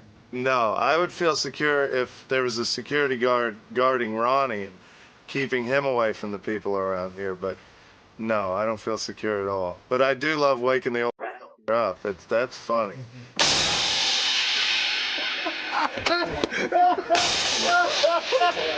He hit it! That's worth all the headache and all the hassle, getting to wake him out of a elderly slumber. I love that part, but the rest of it, I worry about him. I mean, I love Ronnie, but I don't trust him. Yeah, I'm concerned about security. I mean, listen, I dared to question Ronnie about cupcakes one time, and he threw a chair or a garbage can at me. I mean, Paul, stick your tongue at me. Ronnie. Now, JD went to tap him on the shoulder and say, "Hey, what's up?" And Ronnie's throwing walkie-talkies on him. He's unstable, and Howard had to talk with him. And listen, Chris, what did you just say to me? Hurry up, let's film this before Ronnie gets back. You might go crazy if you hear him talking about him. I mean, that's what we're dealing with here. The guy's crazy. We're all tiptoeing around here, trying not to piss him off. I mean, I like Ronnie, and I think he's very funny on the show, but a security guard, no thank you. I think Scott's intern, Pat, is a bigger, stronger dude who I would want to tackle a bad guy, not Ronnie. Thank you. Is he back? Oh. Is the security guy coming back? Because the only person who's scared of our security guy are people who work here. Thank you. I mean, we got this 90-year-old decrepit thing, guy's walking around like some old senile guy you see like in a nursing home. Just totally delusional. It's almost, he's lost his mind. It's like somebody with Alzheimer's, doesn't know where he is. The guy's a limo driver and supposed to be security. He's throwing things, he's yelling, he's dyeing his beard, he's wearing woman's sunglasses. It's sad. It's just really sad. But, it's time to put him down like a dog. Yeah. Either that or we should hire a nurse on standby. So, when he flips out, she can give him some sort of injection and put him to sleep or something. Calm him down. So, I'm very concerned. Very concerned. I mean, he's supposed to be security. He's supposed to be looking out for people. Instead, he's hurting people. You get old, your brain shrinks, you start doing wacky, weird things. He should be institutionalized. I don't think there's a issue. I think, when security is needed, he's around. So, he meets his call when the call is made. He does his job, obviously. Yes. But, yeah. Can be unpredictable sometimes. He just, he likes to fool around a little bit, Can't fault the guy for that, but, Have you learned your lesson? Have I learned my lesson with what? Not touching Ronnie? I'll still try to touch Ronnie just when he's not so touchy. To pardon the pun. What's up, bro? What's up, Ronnie? Cold shoulder? Cat got your tongue? This is a new Ronnie? I haven't talked to you in weeks, so I don't know what you're talking about. There's nothing new about it. You were talking to me yesterday. No, I wasn't. Yes, you did. No, I didn't. No, I didn't. All right. I wasn't talking to you. I'm gonna have a discussion with Howard about that. A good idea. Please.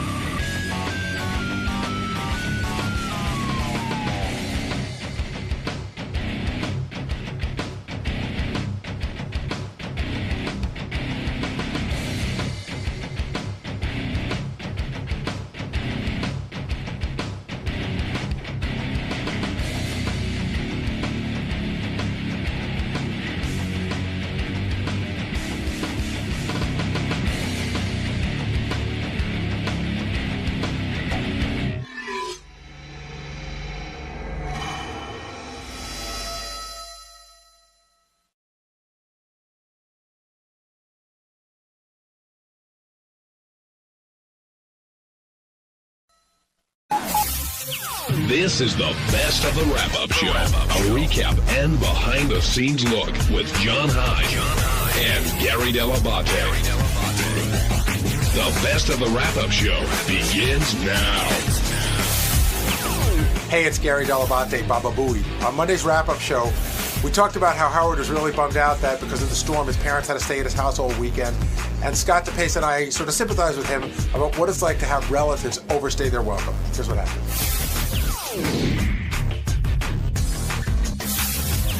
Off the politics for a second, with Gary now in here, and talk more about what Howard's going through, because he's got his mom, his dad, his sister all in his house, and he's offering to blow LIPA to get the power back on. And I've been working hard. I've been talking to people. I got to lay really low because, I don't want to get people in trouble, but, they're trying, but it may be a while. Isn't this wrong? Of course.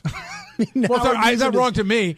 I got a boss who needs something, and I need to get it done. That's all I give a shit about. Yeah, but what about the poor old lady who lives 3 blocks away? I got a boss who needs to get something done. So if somebody comes to fix something at your house, but your neighbor needs it more, are you going to send them their way and wait your turn? No, but if my neighbor was scheduled to get it done and I can somehow use influence to get it done at my house first, that's wrong.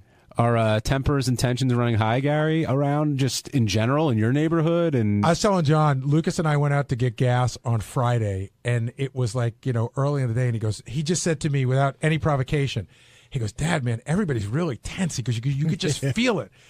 First of all, our block has never been that crowded at 11 o'clock on a Friday morning. The cops are out everywhere because there's like 10 gas stations within a quarter mile of each other. But yes, tensions are high. How difficult is it Howard's dealing with a couple things right now. Some stuff as small as he sees the newspaper after his dad went through it and his dad's like, you could throw him out. He's like, wait, you see the paper and it's all crumbled and you want it clean. But the other thing is ultimately, he's trying to get his parents into a condo or into a place that he thinks they would benefit more, but they don't want to go anywhere. And it's not an easy conversation to have. It's a tough thing because they, older people have a system and a routine, and they don't like to mess with that routine. I get that. Mary said to me, wouldn't it suck if we were old to be going through this? And I said, because I could not get my internet back till like late last night. I said, no, because if I'm old, I don't really have a job, so I don't give a shit whether I'm on the internet. Like, I'm struggling to get on so I can do work. I think that's like, for them, they think that's the beginning of the end. Your kid is putting you off into a home, and, I had this conversation, I talked about this in my book, but with both my parents, I tried to get them to turn their money over to the kids, which is a common thing before the 5-year look-back rule. And I talked to a couple of my friends about it. They went to the parents, and one of my friends came back to me, and he said his father glared at him, and he goes, so wait a minute, let me get this right. You're going to take my fucking money, and when I want money, I got to come and see you? And it was like, but at the end of the day, you're just trying to do the right thing for your parents and for their kids. Yeah, that is weird, though. Howard also mentioned Beth offering to take in one of his parents down the road, and Howard was like, that's grounds for divorce. And Howard loves his parents more than anything. Of course. But there's no one who can get on your nerves more than your parents because you're really treating them like your kids at this point. I saw one of my neighbors that I was using internet at their house, and I saw them getting like a little flustered with their parents. I never saw them get like that before. But of course, your parents can... I'm like really nice, and I'll go to my mother, I'm like, Ma, why are you giving me shit? Because that's your mom. That's what they do. Greg in Boston, you're on the wrap-up show. Good morning, guys. Thanks for taking my call. Love the show as usual. 2 quick things I wanted to hit on real quick. I didn't hear any mention of Howard's house in the Hamptons. Did he get any damage down there at all? He said it. Spoke about it. I missed it. I think I saw a note from Beth. I think I saw a note from Beth. I think it was fairly minimal. Nothing house damage, maybe some trees or stuff, but nothing major. No, he's lucky. I know he's close to the water. My other quick thing is, with all of his dough, why does he not put in one of those whole house generators that goes in your backyard? It's fueled by natural gas. He talked about that a little bit today. Why doesn't who put it in? He's saying, why doesn't Howard put a generator in his parents' house? Or his parents, yeah. He can't get his dad to take a TiVo. No, they don't have natural gas, he said there. So that was the I don't have natural gas either. And then the propane thing, he said they weren't, I don't know, they weren't into the idea. Yeah. I bet they'd be into it now.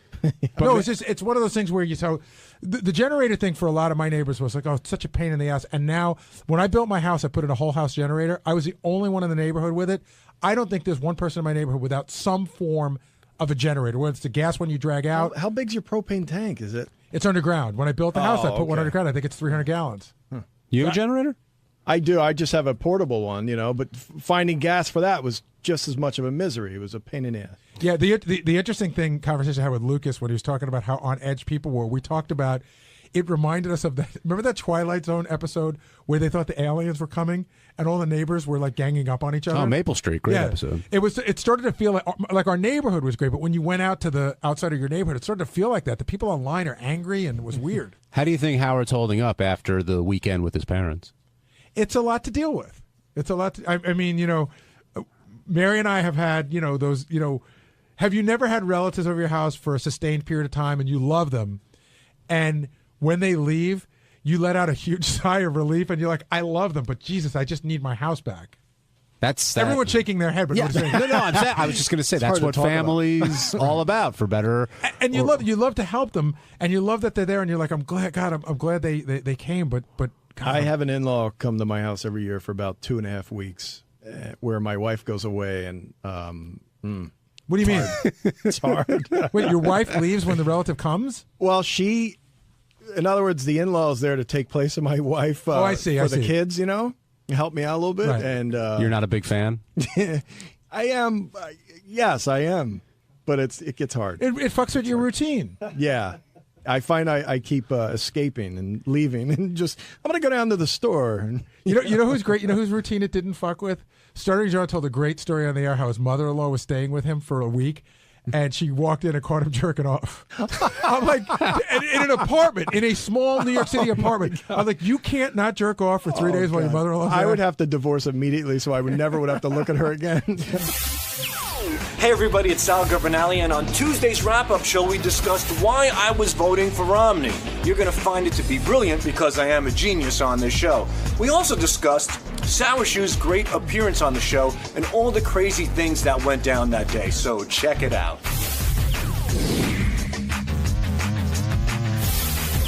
Sal Governale now joining us on the wrap-up show along with Sour Shoes and Ronnie. And as I'm reading that ad, Sour comes over and starts taking stuff out of this lunchbox and giving it to Sal. Sal, what did he give you? He just gave me a whole shitload of Kiss cassettes.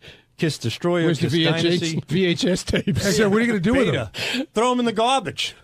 Oh, that's not nice. Is this a gift, or were you just trying to impress me with this? I was trying to impress you. Oh, okay. Do you Well, want it was very nice, but I mean, what am I going to do with old cassettes? I know exactly what you do. You go down to Astor Place, you throw them on a blanket, you sell them for $0.05 a piece. Sour, do you want these back, or are these a gift? Well, you can keep them if you want. Are they a gift? Well, that's very nice of you. You know what the fun thing is? They smell. I'll give them back to the guy. They're in his lunchbox. I know, but they smell really bad. What do they smell like? Like, you ever go, remember as a kid when you went into your friend's house for the first time and it was a smell you'll never forget? Everybody has that house. It smells like that house. It's just... Yeah, old people smell. Yeah, old people, liverwurst, newspapers, cheese. This is... Yeah. Sal, it was in a lunchbox. I touch some crazy things. I touch these cassettes. I want to boil my hands. Sal, I'm not kidding. I got to ask you, because we know what happened 4 years ago. You said that you voted for Obama, then later we found out you didn't vote at all. Are you going to vote this year? I am definitely going to vote this year. And who are you voting for? Well, I am voting for Romney. Really? Yes. Why? Well, I look at it this way. Obama did a great job, and Romney's going to, I guess, will do You're the only person voting for Romney that thinks Obama did a great job. Well, he did a great job, and I think whoever goes in there, I mean, he did a pretty good job. He killed Bin Laden and all that other stuff. But the thing is this. We live in a world of bullshit, and to me, the man with the biggest line of bullshit wins. The country really doesn't change that much drastically, maybe in little bits and pieces. So be it. Nothing's really going to change. Nothing is going to affect, I think, my bottom line, or most of us for that matter. So I want to vote for somebody, and this might be a little odd, where we can have fun with it. Like, I love the Romney impersonator. I want to continue doing Romney jokes. Saturday Night Live totally buckled down on Obama. Nobody does Obama jokes, maybe because he's African-American and sensitive issue. I get it. But with Romney, just like Bush, we can have a fucking field day. I want to keep this Romney impersonator going. I want to see Romney SNL skits. Nobody's afraid to make fun of the dopey old white man. So, you know what? If we're going to live in a world of politics, let's at least laugh about it. So let me get this straight, because it doesn't really matter who wins. You're going with Romney because he's easier to make fun of. Absolutely. So lots of comedic content there. So it's for the sake of the show. Yeah, sake of the show, sake of entertainment. It's funny. Everybody had a field day with Bush. Nobody did anything with Obama. That's so not true, by the way. Well, they talked about it, too, in the news. They had to be very, very careful about certain things. There's been like 3 different guys on Saturday Night Live who have done Obama. They do Obama every week. Do you feel like you have to be careful with Obama? I think you have to be careful in this day and age with anything. Well, if you didn't have to be careful, give me one of your best jokes. I wouldn't have one. I really don't. I mean, you have one. Somebody one time somebody referred to one time in the Post, I believe they referred to Obama as a monkey, and there was an uproar about that. That Al Sharpton came forward and did his typical march and all that other stuff that comes with it. I think that's when anytime you refer to any black person as a monkey, there's an uproar, not just the president. But why is there an uproar about calling you a monkey?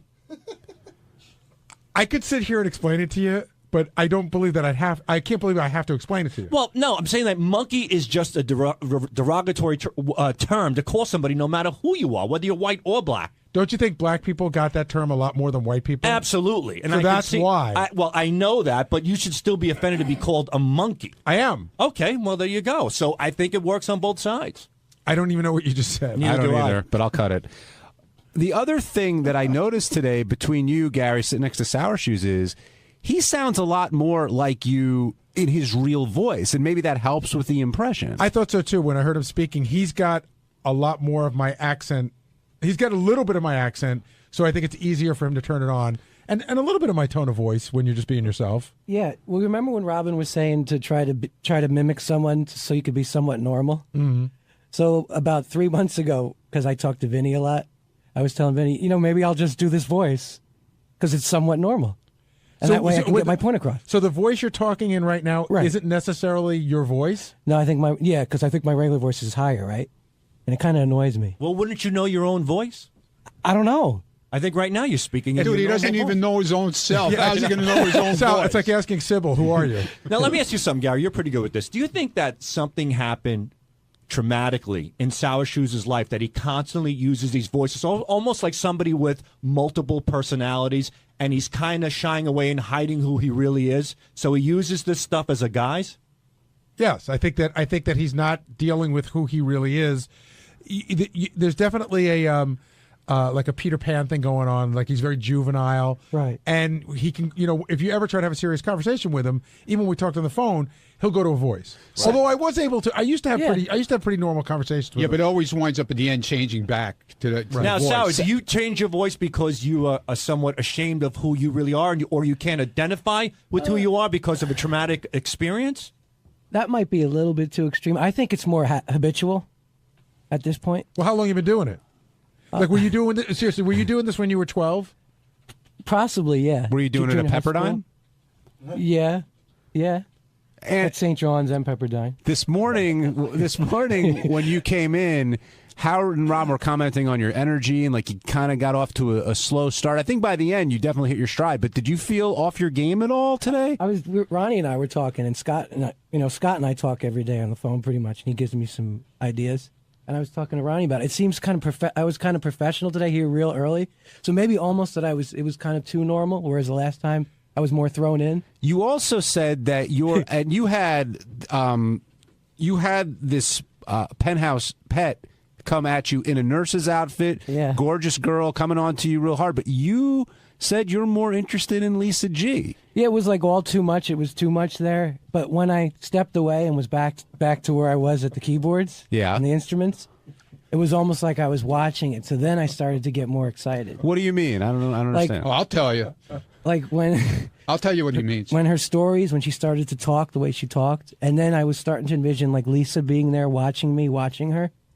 Like I started to get excited. What were you going to say, Ron? When she was telling all those stories about getting fucked in the ass with the 12-inch dick and the whole deal about Woo Kid, and this guy was in another world. He never moved. He didn't make a noise. He was like... And I was picturing what she did to He was like to me. A guy jerking off in one of the booths like Sal does. You could see it in his face that he was going to blow a load. You were picturing it in your mind as it was going on? I was coupling it what she did to me 5 minutes earlier. Now, Ronnie, what did you think of Alexis, all that ass play talk? I know you're a pro when it comes to that. She's a fun girl, man. I'd love to have her in my bed for a few hours. Did you learn anything from what she had to say, or is that just... No. But I know she's a fun girl. Did it sound like she did anything out of the ordinary? No. Sounds like fun. Sounds cool to me. What was going on? What was going on in your mind during this part of the interview? It sounds like you were on the same. Man. I was almost in the same boat with him, but I was too busy watching him. He was fogging over. It was insane. If you go back and look at the Howard TV cameras of the footage, you look at his face, man. It was like a kid just about ready to blow his load when he's in. We used to have a guy in high school who used to sit in the back of the classroom, and he used to jerk off in his desk. And he used to stare at the girls' legs. It was miniskirt time back then, like it is now. Yeah. And I'll tell you what, he had that same look on his face that this kid used to have before he blew his load in his desk. One thing she did was she started to cross her legs, and it was kind of like she wasn't as open. And I kind of liked that better. She's quite hard to get. Yeah, she had her in heels like that. Well, you should have directed her. You sure she just wasn't clenching up her ass cheeks, keeping jizz up her butthole? Dude, you should have directed her then and tell her what you wanted. You know what I'm saying? Yeah. When you was by the couch with her, you should have said, like, let's slow down a little bit, do it a little easier. Don't jump all over me like that. You probably would have blown your load then. But then again, that helped me later on in the interview, because then I was coupling what she did to me there. It was just at the moment, it's hard for me to grasp what's happening. But then when I look back and lament, and then now, will you take this home with you and masturbate to it? I'll try to work it into a dream overnight. He doesn't jerk off. Weaver, a dream weaver, Gary Wright. Well, Sour, is that what's appealing about Lisa to you? And she plays a part in that too today. I'm picturing her. She's the nightmare. Watching me and kind of putting me down a little. Well, I mean more like you said when Alexis crossed her legs. That was more of a turn on to you because when she first walked in. Right, Lisa's sort of conservative, so I wonder if that's what appeals to you. Yeah, because Ronnie's into Lisa too, but not for that reason. I don't think. I'm into it for that hotel room. Wow! Did you see the facial resemblance? Did you see the of Lisa and Ronnie? What? Wait! The Olsen girls and the Alexis a little bit. Just in the face? Not really. No, I had something to do with it. I saw those big red lips around your dick. That's what I saw. Jesus. That's when Ronnie came. On Wednesday's wrap-up show, well, Obama is president again. Some people on this show, namely Scott DePace, voted for Mitt Romney. And it may be an understatement saying that he wasn't very happy with the results. He tried to explain himself, and that made for a very good show.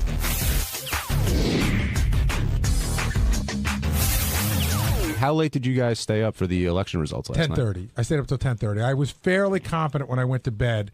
It's those TV stations. They have to keep you hooked in. So at 9:10, they're like, "Oh, this is going to go all night. You can't let go." And then by 9:45, it had completely changed.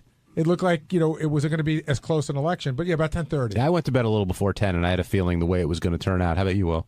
8:15. Oh, that's your usual bedtime, though. I'm not staying up for that. You know what? The answer's still going to be the same in the morning. I did get up this morning, and I keep an iPad on my vanity, and while I brush my teeth, I sort of just look at the headlines, and I was so afraid. When you play fantasy football and you're way ahead and you have to go to bed, you get up the next day, and then somebody scored a shitload of points in the second half. I was so afraid that it was going to be, Romney won Florida, Ohio, and this and that. And I was like, holy shit. Yeah, I don't want to get too political here on this show, but Will and I were talking a little bit, and I mean, the Republican Party, this is it. Clearly, they're not going to be able to carry an election without having some support of different groups, and there's going to be a split, or something's got to happen. Well, you put it a much better way. Somebody said DePace is the last of a dying breed. An older white guy. There's lots of white people, and they're getting older, but I think their attitudes are changing, and there's much more diversity in this country. This country isn't getting whiter; it's getting more diverse. I didn't see Scott. How was he today? Not happy. He was pissy. We made a bet. We made like $100 bet on the election 2 years ago, actually. And, I won today, and he threw the money on the ground. He's like, go pick it up, boy. It was like the end of... Fuck you. I'm not picking up your fucking... It was like the end of 8 Mile. He came in and just dropped it. Exactly. It was just like, I'm not going to grovel in front of you. So he's not ready to embrace the country and move on after... No, he'll be angry as ever, and we'll have to listen to his obnoxious rants every day. Yeah, the thing that I don't understand with him especially, which Howard sort of addressed today, is, and I even tweeted this out the other day, it's like, listen, of course I'm voting for Obama. If Romney wins, he's my president. He's president of the United States, and I'll give him every opportunity until it doesn't work. But this is like, DePace already, that's it. The next 4 years are a wash. I don't support him. We're going to do everything we can to stop him. How are you going to get anything done? An angry Scott DePace now joining us. Before you guys start crowing too much, Republican Party is not dead. We're not crowing. Just in case. Oh, yeah, you're going, the Republican Party is dead. All white guys. 48% of the country voted like me. It wasn't a big deal. But it's very close, Gary. I'm saying that if you brought more diversity to the party, you think you'd have a better chance of winning? Well, we don't buy votes. We earn them through correct policy. But I don't understand what that means when you say buy votes. I could get diversity. Let me just start offering things to everyone. Yeah. Right? Somewhat. Yeah. Oh my God. Wait. Hold on. Just like I said. You mean I be told inclusive? Will this before. Be inclusive? No, that's not inclusive. I told Will this before. In my high school, the guy was running for president, and he said, all right, you vote for me, I'm going to get you a free day off of school. Everyone voted for me. Got 98% of the vote. He wasn't able to get the free day off from school. That is the most ridiculous example ever. It's a great analogy because basically Romney was right talking about the 47%. It's not exactly accurate, but when you're giving away things to all these people... Yeah, Army vets, all those suckers. But see, suckers again, off the system. I'm not saying Sponges. it's exactly... Hold on. I'm just Old simply, people. Hold on, guys. Hold on. Scott. Yeah. You look like you want to punch somebody right now. I do. Why? Why are you... What's angering you? It was it's just... I don't know. Were you in the country? Were you up all night? Did you wait until... No. I turned it off. Is Obama your president? Do you support Obama as your president? Of course he's my president. But do you support him? Do I support his ideas? No. No, do you support him? In other words, if he tries to get... What, I'm a jockstrap? What do you mean, support his balls? No, I don't support his policies. But you couldn't even give him credit for doing the right thing during the hurricane. Even that bothers you. More than anything there, I'm putting out the hypocrisy. That when Katrina hit, the media was all over Bush like he had just he created the damn hurricane. Now with this thing, it's Obama gets his ass lathered, and it's just bullshit. But you understand it's bullshit. It's no better now. Do you understand that and that's 4 years after the fact. You understand the grief that they gave George Bush was that he was slow to deal with the hurricane. It's because he didn't land on the the he flew over. That was a big fucking thing. No, but he was slow to deal with it. People were on their roofs. They had to first get people into safe. It wasn't easy. It wasn't the same fucking thing. But again, I don't want to fight. It's not something to yell about. Every time I bring up something about Obama, you go, well, you did this, you did that. I'm saying, did Obama do a good job? This is the most minuscule. I'm telling you, no. I don't. Listen. Then you don't support him. And you might as well be honest and say it. You might as well say there's nothing he can do that I will like. I don't understand what that means, support him. Do I wish the country is on a correct... Yes, if that's what you mean by support, yes, I want the country to do better. I want unemployment to go down. Is there any idea... But do I believe that his ideas are going to get us there? No. And I'm pissed off the country would vote for a guy after these last 4 years have been so shit. So what you're saying? Hold on, just last thing. So what you're saying is, Try to keep your comments to yourself. No, what you're saying is, for the next 4 years, you will support anything that will stop or hinder Obama from getting any of his ideas done. Because that's sort of what I'm not in Congress, Gary. I'm not going to. But you will support people in Congress that will do that. Absolutely. If someone says we want to create, like, for example, another Obamacare, yeah, I support them. Hey, by the way, stopping them. I meant to ask you, how has Obamacare affected you specifically? Okay, so far it is not enacted yet, but it starts this year. Well, sure. Okay. There's very few provisions have been enacted so far. So how is it going to hurt you? I want to know. It is going to hurt me in thousands of ways. One, I think it's going to hurt this whole country with. I didn't ask. I'm talking about you, Scott DePace. How is it going to hurt you, Scott DePace? Allow me to tell you how the economy works. When the whole economy I asked about goes you, down, it's that a very affects simple me, question. Gary. No. I'm answering you. You won't listen to me. If the economy is bad everywhere, I understand that. I get affected. I'll take that into account, but specifically Obamacare. Next, there are tax increases. How is it going to affect you on a very personal level, specifically, not as the whole country? Telling you, and you're not listening. Open your fucking ears. There are tax increases. I don't believe there's tax me. increases for you. Yes, that's right. I don't want to get too wonky. Yes, with it, there but are. No, there aren't. Yes, there are. No, there aren't. Yes, there are. Well, you don't know what you're fucking talking about. Yes, I do know what I'm talking about. I can tell you exactly what it is, but I don't think it's very interesting to the crowd. I'll prove this it to you audience. later. You lost. Shut up. I find that when anyone yells about Obamacare and you ask them how it affects them personally, they can't answer the question. And lastly, I believe that there's an underlying thing to this whole thing where when people do not have to support themselves, when people do not have to be responsible, that's a bad issue. When you can start force feeding people and giving them their own policies, instead they go out buy their fucking iPhones and their cars and whatever the fuck else they want to buy. It's not a very sexy purchase buying insurance. Instead, they buy the other shit. And when you do that, that's a bad thing. Lastly, but you still haven't answered the question. Lastly, Gary, if you're not understanding how this applies to me, and then lastly, I'm asking, I believe how that is it going to come out of your pocket specifically? I told you taxes. Lastly, I believe that overall the government, when you get control of people's health care, you're going to start putting all sorts of legislations on top of them, just like things like Bloomberg and his salt thing with his soda ban. But again, you're guessing. Once the government, you're guessing. No, I'm saying I'm smart enough to know. Once the government is in control than everyone else of our insurance policy, they're going to do things like Will agrees with. That if you're too heavy, they're going to tax you more. If I smoke cigars, I'm going to have to pay more. And it's going to be a slippery slope where when the government is in charge of us, Republicans love to use that broccoli example, like they're going to, everyone's going to be forced to eat broccoli, but it's ridiculous. I want to let the record show that he has not answered the question. I've answered it. He has not. Taxes. Do you feel taxes? But it hasn't happened. Your answer is taxes. I told you it doesn't start until next year. Scott. It starts this year, and then next year's taxes will be on there. Scott, over here. That is accurate. Scott. There are parts of the program that are already in place. Absolutely. Right now. But the taxes haven't been implemented You can stay yet. on your parents' insurance until you're 26 years old, right? But the taxes have not been implemented yet. Taxes. That's first. The taxes have not been implemented. Everybody yet. shut up. Give John the show back. Hold on. Give John the show back. Scott, simple question. You lost. Do you think that when Christie took that picture with Obama, that the election was basically over at that point? Do you think it had that much of an effect? No, I don't think it. So why didn't Romney win? I think he won because a lot of people are on the. Listen. There's a lot of people who look at who voted for him. A lot of the cities.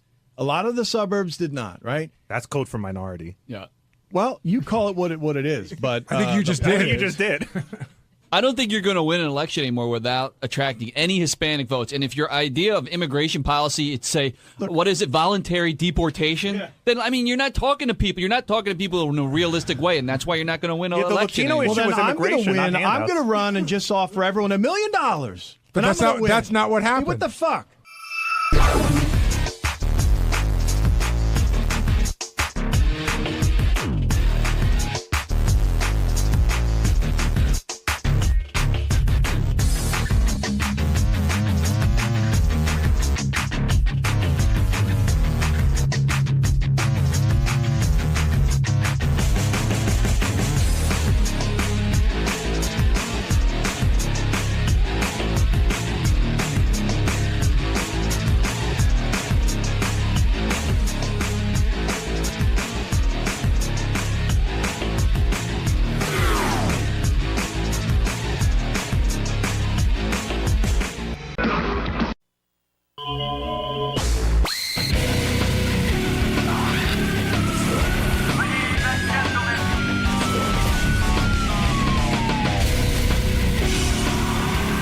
fax came in. I had a party a couple of weeks ago, and Scott was the DJ. Yeah. Scott, the engineer.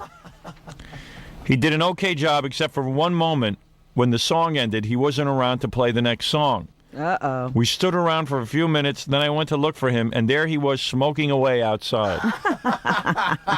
I went up to him and said, "What are you doing?" And he looked at me like I was crazy.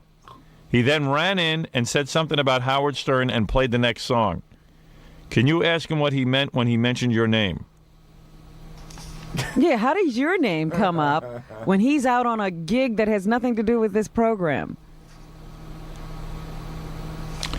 P.S. How is it you don't cheat on your wife? How do you hold out? You're the man. No, I'm not. Oh, you are cheating. No, I'm not the man. The man would be cheating.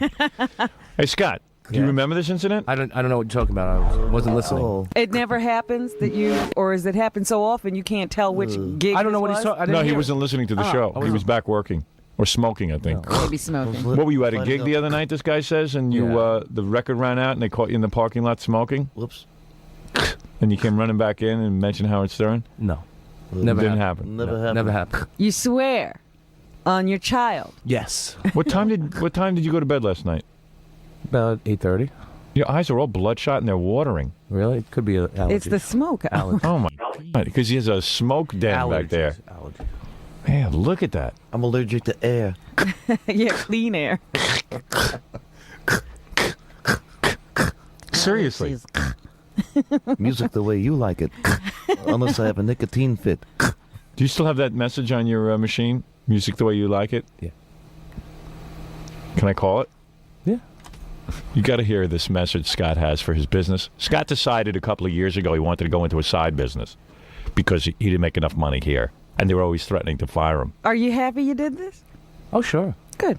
Look, what's with your voice, man? Is that a radio voice you put on, or is that your voice? That's my voice. It's a monotone. I'm very monotone. And early in the morning, that's what it is. He doesn't move his mouth when he talks. Mm-hmm. Oh, yeah. So, he wasn't making enough money here because he's like a union guy.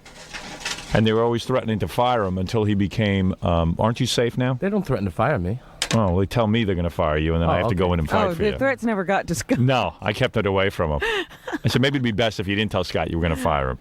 No, they He's were not always nervous enough. no, because in the union, it doesn't matter how good you are. If you're low man on the totem pole, they have to blow you You're out the first. one. Yeah, Mm-hmm. but now you're he's safe, now- right? No, I'm never safe. Oh, really? I'm still low man on the totem pole. Are you They've really? never hired anyone since you? No. I thought that after you're in the union for a while. I'm still low man on the totem pole. Yeah, but the union protects your job, doesn't it? No. No. To a certain degree. Why are all the other engineers protected? There's only Because two. of Scott. Oh, There's only two. Oh, I see. They'd have to fire you first and then fire them. Yeah, they can't fire them. Why can't they fire them and why can they fire you? They're guaranteed. What does that mean? I hate when Scott talks because his voice is so monotone. Can you talk like a normal human being? There's two guaranteed positions in the union. Right. Okay. So why two, not three? That was what was agreed upon. I see. Good agreement. Yeah. We tried for three. Right. They wouldn't go for it. Oh, so there's always two, and no matter how good you do, and if the other two go out and screw up royally, they have to fire you. That's correct. I love unions. Isn't it a wonderful country go we out live in? and knock down the transmitter. Scott will be fired. Can you imagine running a business in America where you can't fire a guy who... The person who's causing you a problem. Right, you can't. I mean, you have no say over it. That's amazing to me. That's the way it is. That's why unions have gone down over the last 10 years. That's why unions have gone down over the last 10 years. In my considered opinion. If I may say so. I could go on McNeil Clever. Call me for crossfire. Crossfire. I could do a show Crossfire. I could do a show on CNBC. So, Scott. Yeah. What you're saying is that your job is vulnerable still. Oh, sure. Okay. I think everybody's is. So anyway, so Scott decided a couple of years ago that he wanted to start the side business. He needed something to fall back on. Yeah, so he was going around moaning. I mean, pissing and moaning every day, I gotta get some money to start a disco business. I can only afford a half a pack of cigarettes. Yeah, he always had money for cigarettes. Never have I seen him without a cigarette. Yeah, right. But he was just like, I'd like to start my own disco business. I'm looking for partners. That wasn't even actually the way it was. Sure, it was. What's your recollection? Oh, we could play the what is your the best of it. recollection? My recollection is. What happened? In my educated opinion, What did you think happened? What do you recall?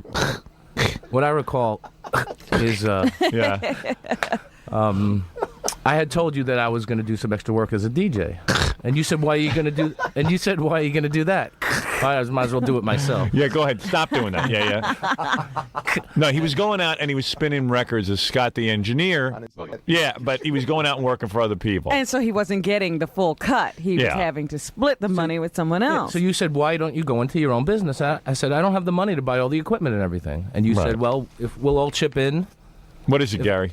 I have another Scott the Engineer story. Oh, okay. What's the story?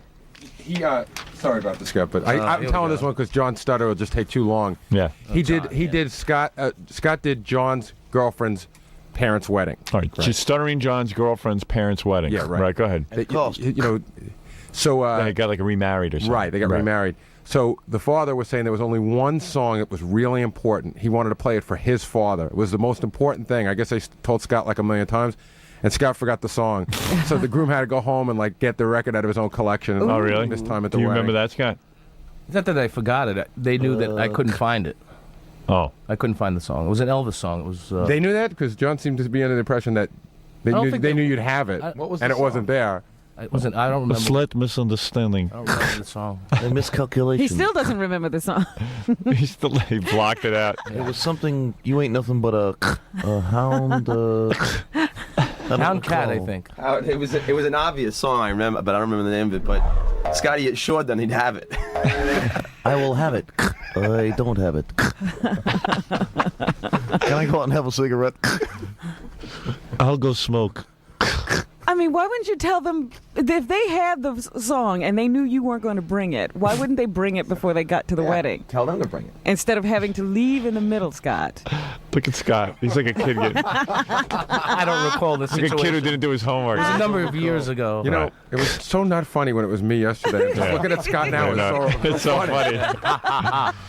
Scott's funny. Like he can't even make up an excuse to you. He just like looks at you and he's like. He's like a congressman. I have no recollection. I have no recollection of that. I cannot confirm or deny. I plead no contendere. I take the fifth on that. So now I'm beginning to believe that other letter was true too. Oh, who knows? He doesn't remember. So. I believe that they believe. So me, that they Robin. I didn't have the song. Who were the original partners? Me, Robin, Fred, Gary, and Jackie. Yes. We all said, "Hey, let's all chip in $500 a piece," and we told Scott that was a lot of money, $500 a piece. Yeah, we chipped in so Scott could buy his stupid equipment. Yeah. And we seed money, and we told him, okay, when you make some profits, you'll distribute the profits between your partners. Mm-hmm. So he was okay. So I don't know, for like a year, Scott kept saying he didn't have any profits. Never any profit. To this day, he's still in the red. That's right. Yeah. You never make any money. Got to get new machines, new records. Oh, always putting money back into the business. I had to get a smoking jacket for appearances. I have a smoking jacket. Says Rocket Entertainment. You were all paid back, you know that. So anyway, so finally Scott paid us all back. Yes. And then we gave him his freedom. We said, you know what, Scott, you don't have to give us any of the broke up profits. the corporation. Yeah. Kunta Salem. You mean I don't have to pay you? And you thought Scott would say, no, I insist. He was just like, okay. Thank you. Thank you. See, I'm so glad you didn't ask for anything in return. And he's been so grateful ever since. So he started up the big disco business, and he's, of course, gone into advertising. When you call his number, you get a very spiffy... Didn't you hire someone to actually make the message for you, or is it just you? No, it's him. It's just self-produced. Right. I see. If you want, I don't know. I think that Scott's got a newer one on, but Captain Jackson's on the phone. He's got the original message. That's he the one does? where Scott slows his voice down to sound really deep. So it's deeper. I have one too. Yeah. Too. I don't even have that one. Captain, can you play that? Yes, good morning. You see, Captain Smart, most of us don't think to save Scott the engineer's recorded messages. Who would ever dream? Oh, I have a message something that he said to me after the message beep, and he yelled at me. Oh, yeah, we should do that one. But first play the message where he goes, music the way you want it. You want it. This is Rocket Entertainment. The only place that gets the music the way you want it.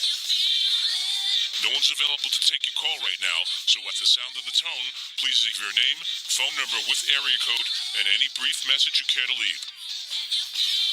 Someone will get back to you as soon as possible. Thanks for calling Rocket Entertainment.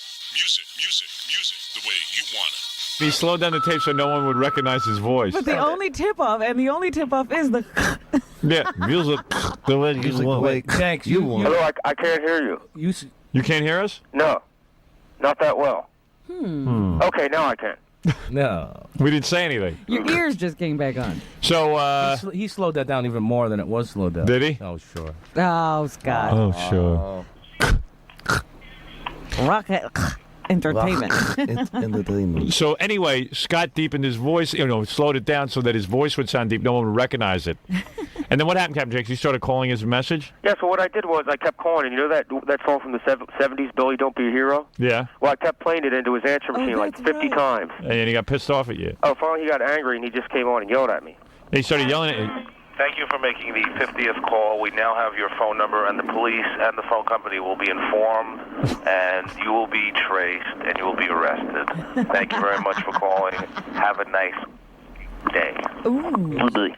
He said a bad word, Howard. So he left a recorded message that you would get. The police have been informed. The police are tracing your call. Thank you for making the 50th call. The police, the FBI, your mother, everyone. Guys who make phony phone calls live to hear you do that. They live to hear you do it. So if you know that, why'd you do it? Who'd you think was going to believe that you had the police and everybody on the case? There are people who are murdered and you can't get the police to show up. You never know. I have to tell you, Scott, as a phony phone caller myself, you are definitely a target. Okay. Go for it. Thank you for making the 50th call. We now have your phone number, and the police and the phone company will be informed, and you will be traced, and you will be arrested. Thank you very much for calling. Have a nice day. You will be traced. That's on my CD, Howard. Arrested. You will be traced. You'll be arrested. All right, thank you, Captain Jenks. All right, Captain Jenks, everyone. So there it is, the full story of Scott. Scott the engineer. So let's call the thing now and see what he sounds like now. Oh, you got a new one? Yeah, you haven't slowed yourself down. Now it's just I think everyone's wise to that trick. Regular adulterated Scott. Straight voice with a lot of. I wonder what music he's using now.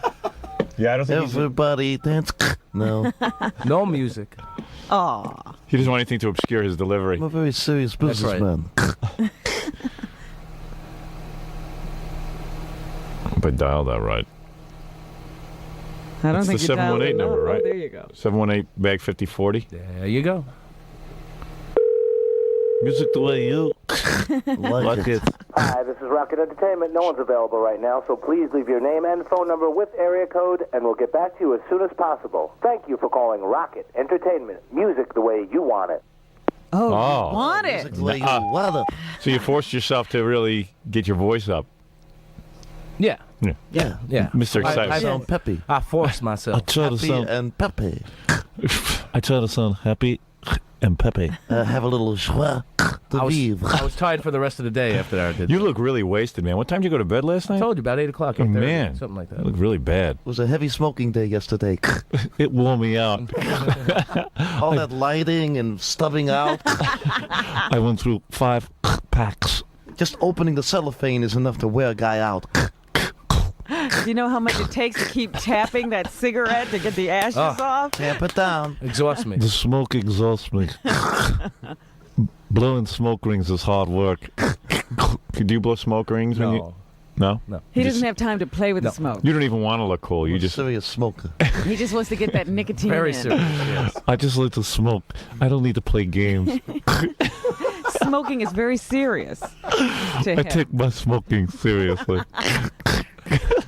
smoking the way I want it. I take the smoke straight in. Can you do a French and curl? I blow it No, straight out. I don't play games with my smoke. Really? Play games.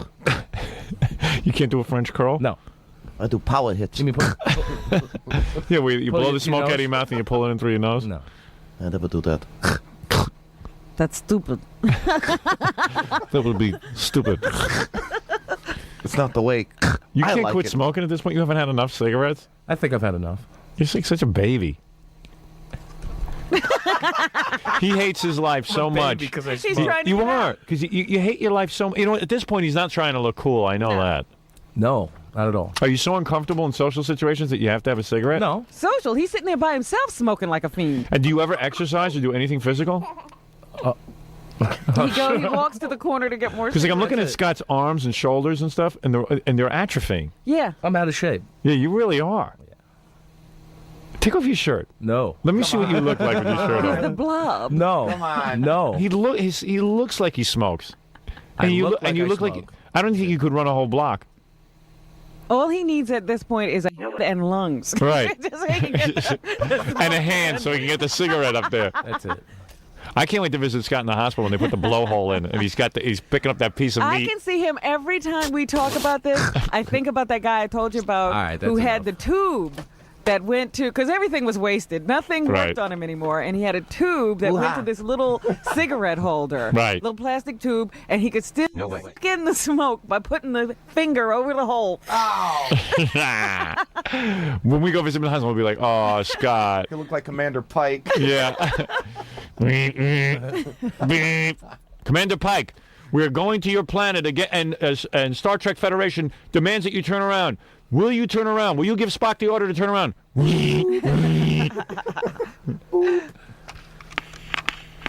Oh.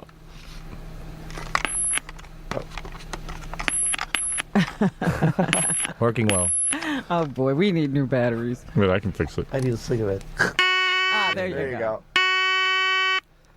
Commander Pike. Don't upset him. Oh, dear. He's getting upset. Scott, do you want another cigarette? He's shaking his head. Yeah. I say we're only a year away from that. I don't think we're far. What is it, Gorilla? I was gonna say, like, sometimes I've worked with Scotty before, and like he like brings a tuxedo with him. Yeah. Sometimes he doesn't even go into the bathroom to change. He'll look around, see if no one's there, and he'll change like right behind like his little DJ booth. Yeah, and you've seen him naked? Not naked, but he Superman. had a shirt off, and it was like, whew. Okay. He's really out of shape, huh? Yeah. Yeah. Because he eats like a really unhealthy lunch every day. His arms sag like an old lady. Yeah. What do you eat for lunch? You order Chinese food, and what else do you have? Wait, for breakfast every day he has a toasted onion bagel with cream cheese. Just lately, I was eating cereal for a long Yeah, time. he was doing good for a while. He lost weight. Yeah. And then he just gave up again. And then I wonder why. And then When did you notice? a couple of weeks ago he gave up. And what about lunch? I always used to see him in there with big bowls of spaghetti. And, I used to see a van, would just back up and back up. crates of food. I don't head eat- I down don't to eat the that much. engineering room. Now that I'm full, I'll smoke. I eat toast and cigarettes. How many cigarettes have you had so far today? I don't know. 16. Should I get his ashtray? Yeah, go get his ashtray. We're Yeah, going to count. 'cause I don't even Because he know. empties You it might every have night. to Yeah, but Go sometimes he through the dumps it trash out. can and everything with Scott. Yeah. Well, it was a tough morning. I don't usually smoke this much. I was suffering from allergies, so I had to smoke more. Smoking helps me to forget. It kills the power. How many's he got in there? Three. Did you Three look since in the 5 trash o'clock. can? Yeah, but how many did you throw out? I don't know. What about in Couple. the car ride this morning? Oh, probably about 15. No, come on. How many cigarettes do you figure you smoked already today? Be honest. 10? You smoked 10 cigarettes. Not more than that. Yeah. More than 10? 10. 10 already. I stopped before I wake here up. He's young. And here in New York, it's 6:45 in the morning. He's so addicted. Oh, Scott. I'm very addicted. Do you ever, at any point during the day, get tired of smoke?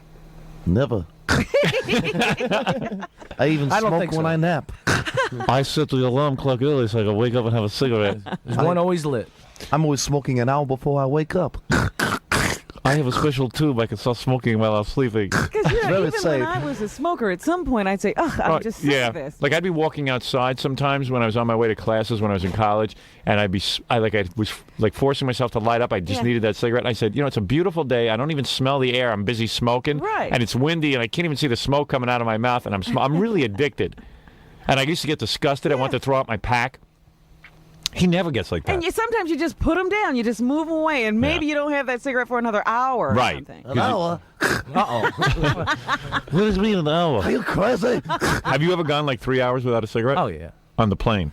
Yeah, when we force him. Well, I've gone, obviously, 5 hours without. Right. I don't let him smoke sometimes, just to see what he looks like at the end of it. Oh, we do remotes. And the whole time you think of the cigarette, right? No. Yeah.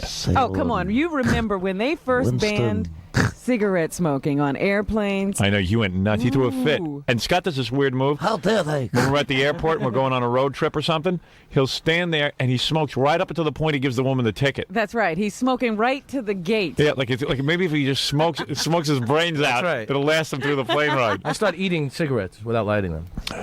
And then he has a whole bunch of things he carries with him to gratify his oral fixation, the gum and... He has enough nicotine on his fingers, just he sucks on them for the plane ride. I bring a jar of tar to drink. You see his fingers? They're yellow. Yeah, I know. Yeah.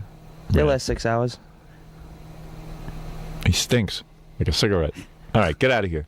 Thank you. Both of you. It's been such a gratifying day. All right, thanks for coming in. I'm running late now here. He'll have a cigarette. Hey, go have a cigarette. Will you have a cigarette to calm down from this? Definitely. Of course. Yeah. No doubt about it.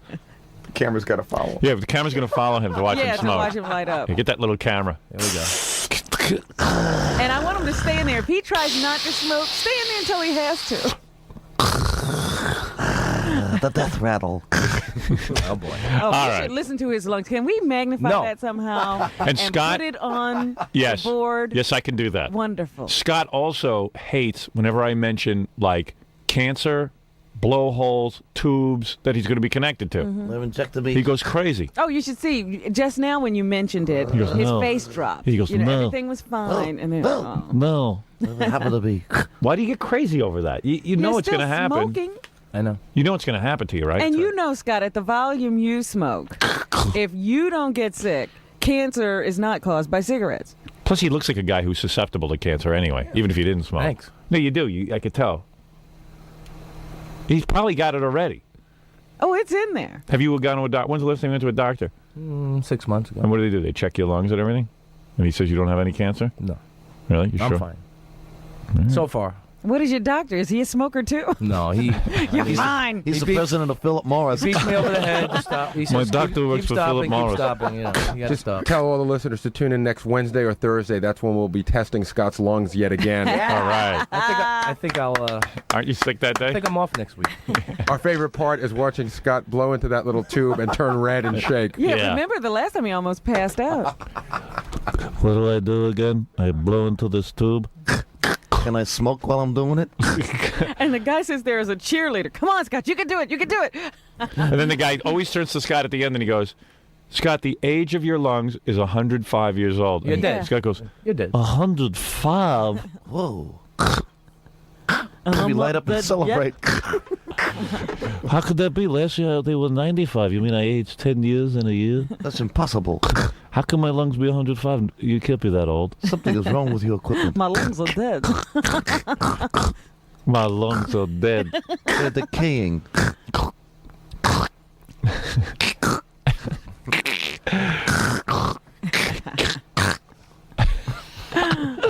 But I want it rigged so we can hear how bad off his lungs are, when he breathes in. The wheezing and the noise. do you get up every morning and like starts coughing up stuff? No. He refuses. That's right. I refuse. You cough, though. I when you cough, wake yeah. up. Oh, yeah. First sound out of you. Do you light up a cigarette before you get out of bed? No. But right in the bathroom when you're sitting No. on the bowl. No. When is the first cigarette smoked? Probably when I get in the car. First cigarette is the car? Mhm. So how long does it take you to get your first cigarette in the morning? Like, does it take you 15 minutes to get to the car? Half hour. Half hour? But are you thinking about your first cigarette? No. Really? Then why do you light it?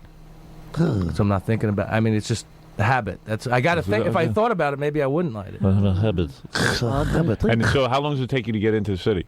About 20 6 minutes. hours. 6 hours. 20 I gotta minutes? keep smoking, yeah. I'll wait So how till many midnight. cigarettes? I drive around the So block. do you have at least 3 cigarettes in the car? No way. I have 2. one. Only one. That's it. And it's 3 feet long. Extra long. Because there's cigarettes away. I like it. All right, I've heard enough about cigarettes. Thank you, Scott. Oh, you're welcome. All right, we're going to take a break. You know, most people are addicted, but he's super addicted. Yeah, this is worse Yeah. than any heroin addict I've ever How many packs you up to? You don't admit it. You don't care if you die. Of course I. No, you don't. Your life isn't all that exciting. Oh, thank you. You have to spin disco records when I'm not yelling at you. All right, go back there to your miserable life. Thank you. All right. Follow him. Watch him smoke. Okay. Go light up. All right. Want to see me light a cigarette? Yeah. How can you walk out of there and light a cigarette after that? It's easy. I take it and I light it. And we have a great show for you this afternoon, 2 until 6. Purposely because you're in here, I'm not going to light a cigarette. Guaranteed 20-song music. Boy, it stinks in here. We'll look back. You're a big. Where's that ashtray? Yeah, it's right there. That's not so bad. He's waiting for me. He's waiting for me. He's waiting for me. Here, wait. Here it is. Here it is. See it? See it? I'm not lighting it purposely. Till that camera leaves. Adios.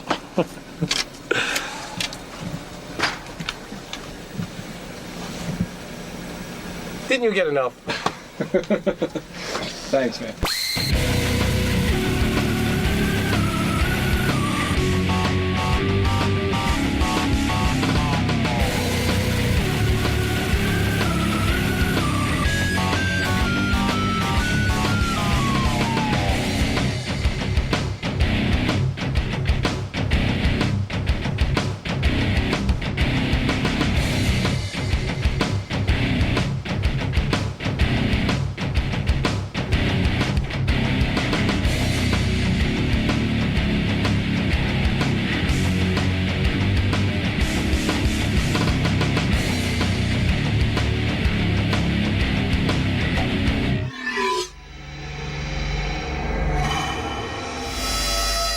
Pray his phone number. Mm-hmm. I saw tape of it.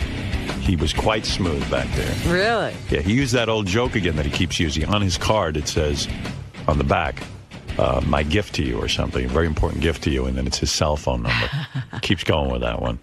I actually have it on tape. Here's JD making his move on Ashley Dupre. Behind the scenes. Hello, Ashley.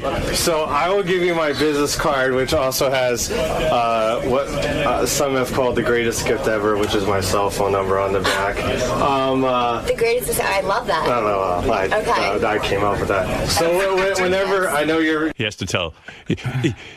JD's so battered from being put down, it's like he's got to... don't worry, no one else came up with that. I did. You're busy and stuff, so whenever for this hot chocolate or I what... told you I do hot chocolate, so we guys do hot chocolate. So We'll do something. Okay. Whenever you have time. So Okay.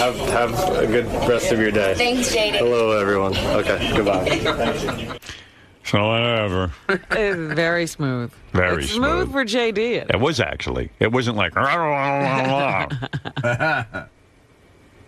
But do you know she wrote a note to Gary, like saying... Did you know about this? No, I don't know. She called me last night. What'd she say? You know, it was right before I was going to bed, and we sort of made a preliminary date for later this week. Yeah, she said, Gary, I'm getting together with JD to give him advice on women. Oh, she's Yeah. already covered herself that it's not a date. Well, yeah, like she's going to help JD out. You know, that is the new thing that with women, because the receptionist, one day I said something to her, because JD tried that card thing on her Yeah. for Christmas. And so one day I'm walking out and I said, you're causing all kind of uproar back there. Yeah. She goes, we are going to find JD a girl. I'm going to tell you nice something. Girl, and I'm going to advise him on what he should do. I watched the video of JD hitting on, not hitting, but giving her his card to Ashley Dupre. Yeah. And I got to tell you something. From my vantage point, JD is good enough for her. Absolutely. He looked good next to her. And I got news for you. She should go out with him and try and get a date with him. Well, this is her problem. She doesn't know how to pick out a good guy. That's right. JD's for her. Hey, Howard. Guy with a stable job. Exactly. She told me that her and the other receptionist were going to find JD a cougar. A cougar they're going to What look does this for. cougar do for him? Cougar? What is this cougar talk? You think JD wants to service hot older women? Are you crazy? Why do they think he's cougar? All I know is this chick thinks she's going out with you to give you advice, but I'm sure you'll turn her head. I'll set her straight. You'll set her straight. Yeah, once you lay that JD charm on her, Yeah. she'll forget all about her advice. I'll start texting her. Yeah, a lot of guys seem to like her yesterday on the show. I actually would have her back because I was thinking about her, and I have like a million more follow-up questions that I have for her about the whole business of being a prostitute and everything, and I just had a million. I'm standing there last night thinking about what's the difference between. I would love to ask Ashley Dupre this, so maybe she'd come back in. What's the difference between, in her mind, a call girl and a prostitute? In other words, how does there a difference? I don't know. That's what I want to know, because in her mind, there's got to be, because like there's this common street hooker, and then there's the girl who's sort of a higher class call girl, escort, and then I would like to know. Like, did she have... when you were asking her yesterday, how do you, be with a guy and perform sexually so that he feels that he's really appreciated when you're not into him?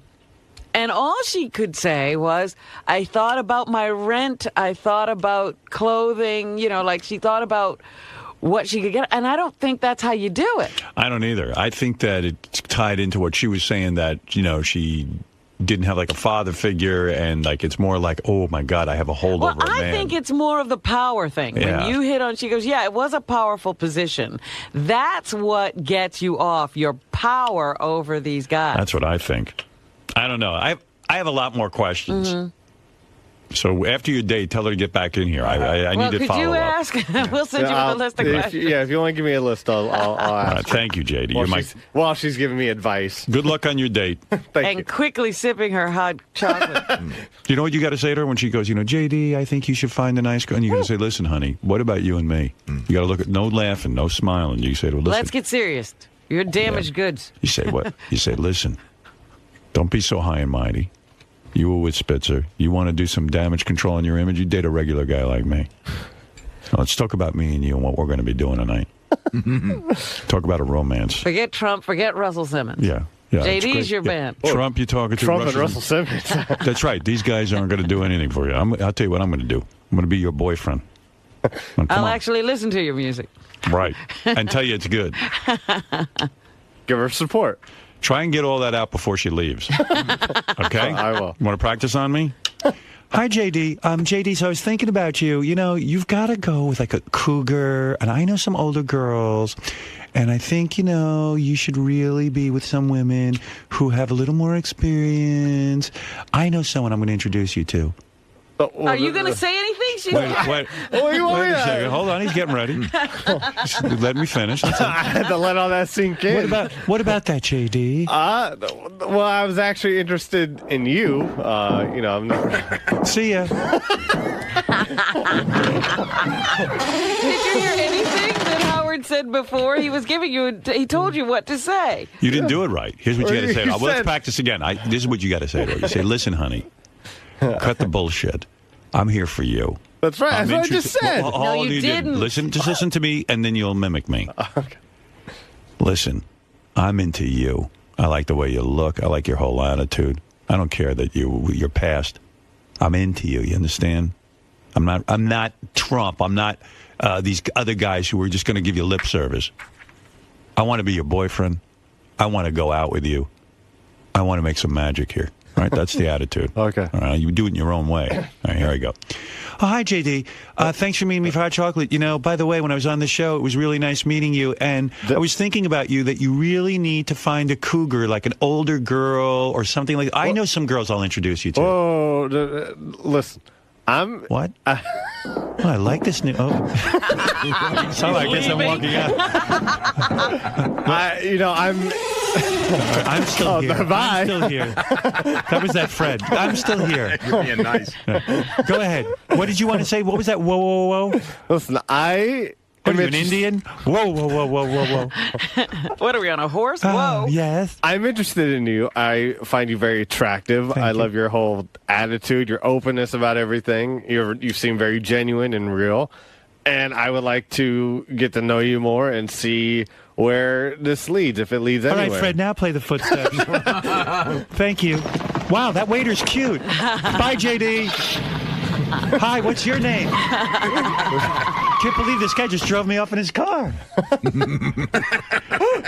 JD, did you pay the check? Ashley just emailed me. She wants to make sure you paid and left a nice tip. Wow. She ran off with a waiter. Just like that. Guy took her off in his Maserati. That's some waiter. Yeah. World's richest waiter. Yeah, exactly. Yeah. He just does it as a hobby. He likes it. Yeah. Did you see what just happened there, Robin? I did. It was dismal. Thanks. Do you think you can get that Tim's assistant Jared's number? All right. Oh.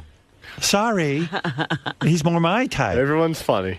All right. I thought you did a good job giving her the number. It's always awkward. You did the best you could. Yeah, I mean, it was... You used that line. I like that. With So what would you laughed. talk to her about? I mean, you fell in love with her eyes. I mean, what is it you like about her? I like... She seemed genuine and stuff. She didn't seem to put on any sort of fake personality or anything. She seemed to be herself, I thought.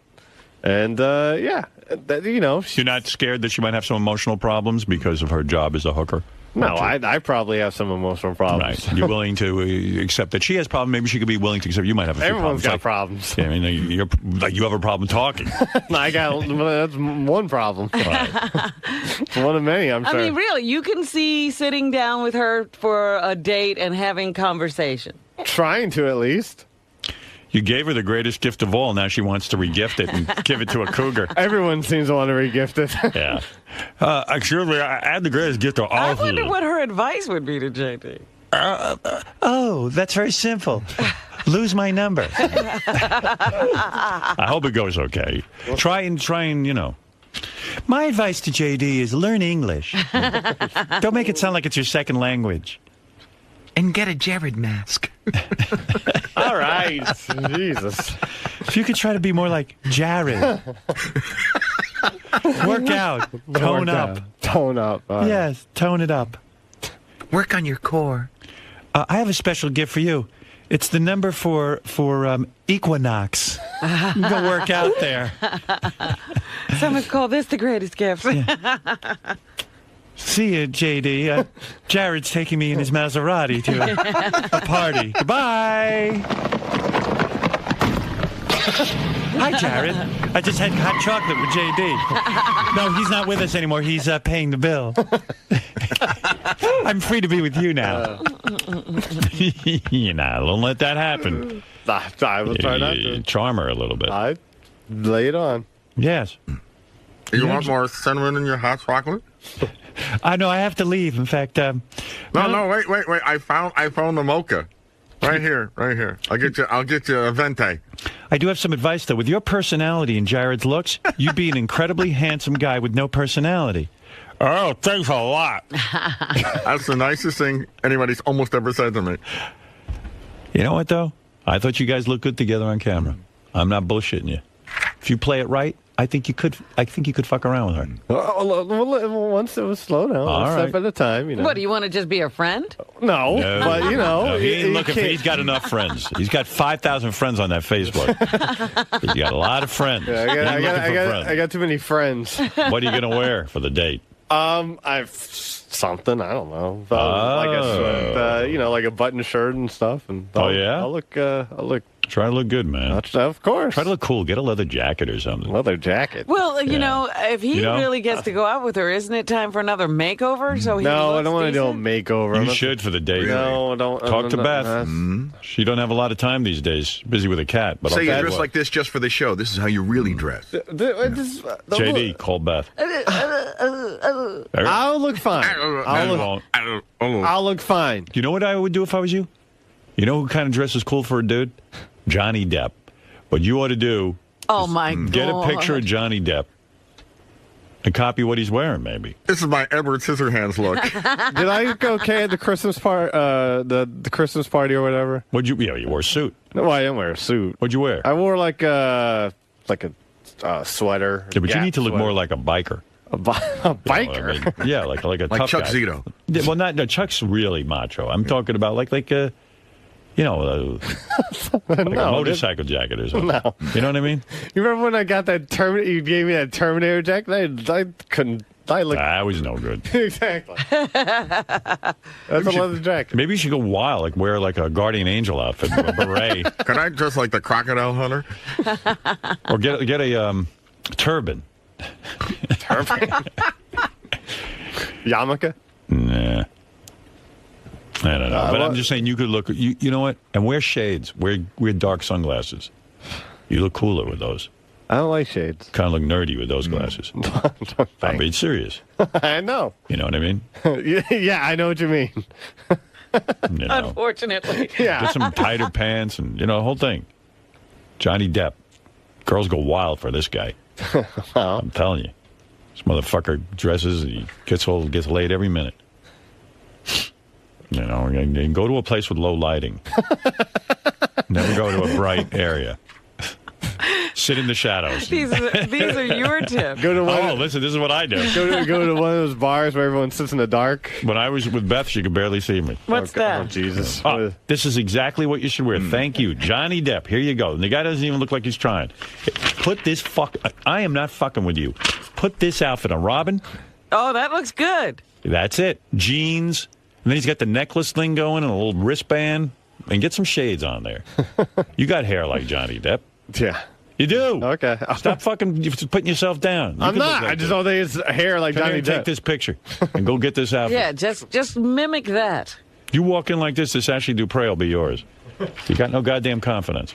I'm sick of you being without a girlfriend. What if she doesn't like Johnny Depp? What if she? She's going to like you in that outfit. That's how you need to look. Not with your gut hanging out from. He comes into the party in an Argyle gut from all the goddamn filet of fish you eat. No, it's not. The filet of fish is 7,000 calories. I don't have It's a gut. breading you're looking at. All that bread. I'm looking at a big doughy belly. You can get that outfit and get to work on it. Amp yourself up with a bunch of those pills you're taking. And be happy. You grin a lot. Yeah. But don't grin too much. Yeah, I know that. You'd be like a mongoloid. I'll look like the Joker. The Joker. The Joker. I'm serious. You see that outfit is good, right? You understand? I mean, for him. No, for you. For you. Whatever. Dude, look at what you're wearing. What is that shirt?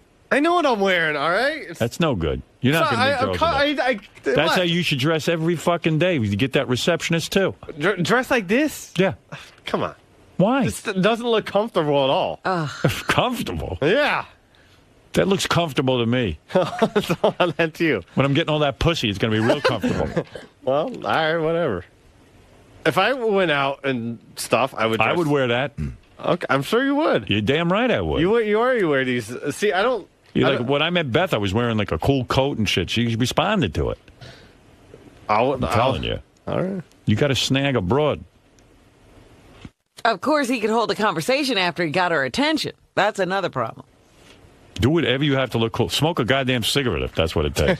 You tell him to pick up a bad habit. Yeah, get cancer. Do anything. That's okay. You know, it's funny. I watch these makeover movies. Like there's a new movie out with that nerdy guy. Sarah. It's called Youth in Revolt. Right. So, Michael Cera? Right. They make him over to be cool. So what do? They give him a new outfit. And suddenly he looks like a cool guy. That's the only difference. He stands up taller. He stands up straight. He gets more confident. He gets confident, and they give him some cool clothes. And suddenly Michael Cera is like a cool-looking guy. Hey, you could do it in the snap of a moment. I mean, just get it together. All right. Get in there and get that girl. I'm trying. All right. I'm trying to help. That's I all. know. Thank you. I don't even know why I care. Kids if you get laid, but I do. Thanks. All right. We're friends, sort of. Yeah, we sure as hell are. Every time. Yes? JD. I'm coming with you on your date, man. You're locked. Ronnie, give JD some advice. Are you my Cyrano de Bergerac? No, I'm going to be like your wingman, like I was with Ganji, you know? Okay. Give him some advice, Ronnie. He's got to play it cool with her, man. That's what I'm trying to do. She's a nice girl, you know, but, you know, he's got to play it really cool with her. And, you know, be real confident. You got to be real confident with her. Does he need a makeover? No. No. He's good how he is? No, he could, dress up a little bit and, take a shower, wash his hair. I do that. That kind of stuff. No, I'm just saying, What about cologne? Oh, you want to borrow a little mama? I'll bring it in for you tomorrow. Well, no, there's a bottle here. Okay. So spray some on before you leave, all right? All right. Yeah, I'm telling you, it'll work. Okay. And when you go over, when you first meet it, to have the hot chocolate, go over and give her a nice hug, like one of these deals, so she smells your neck. Okay. That'll seal the deal. And she'll go, I guarantee she'll go, boy, you smell really good. What is that? I'll say Mambo. There you go. Tell her. You nervous, man? What? You nervous? A little bit, yeah. How'd the conversation go last? He's not nervous. No, I'm not nervous. No, he's not nervous. No, you're not nervous. No, I'm not nervous. Okay. All right, man. Good luck. Maybe I'll somehow work my charm on her somehow. I don't know. Good luck, man. I'm Greg Fitzsimmons, and I'm here at the mothership. I'm not in LA in my shitty 1 hour a week radio show. I'm here. This is where it all starts. This is where it ends. And it's pretty exciting now that Artie's gone that, me and Colin and Nick have a shot at really coming in here. And, what? Artie's back?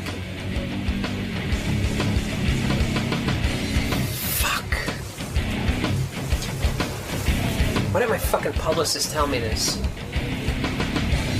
In our green room right now is a man named Greg Fitzsimmons. He's been on the show many times. Very funny guy. And he is here. I wonder if he has any Kenneth Keith story. I believe he does have a Kenneth Keith story. I think he managed to avoid Kenneth Keith his entire life. I've avoided it my whole life, and you're going to watch me take this fucking nightmare of a mood that Steve Langford created and try to turn it into a radio show before this thing ends.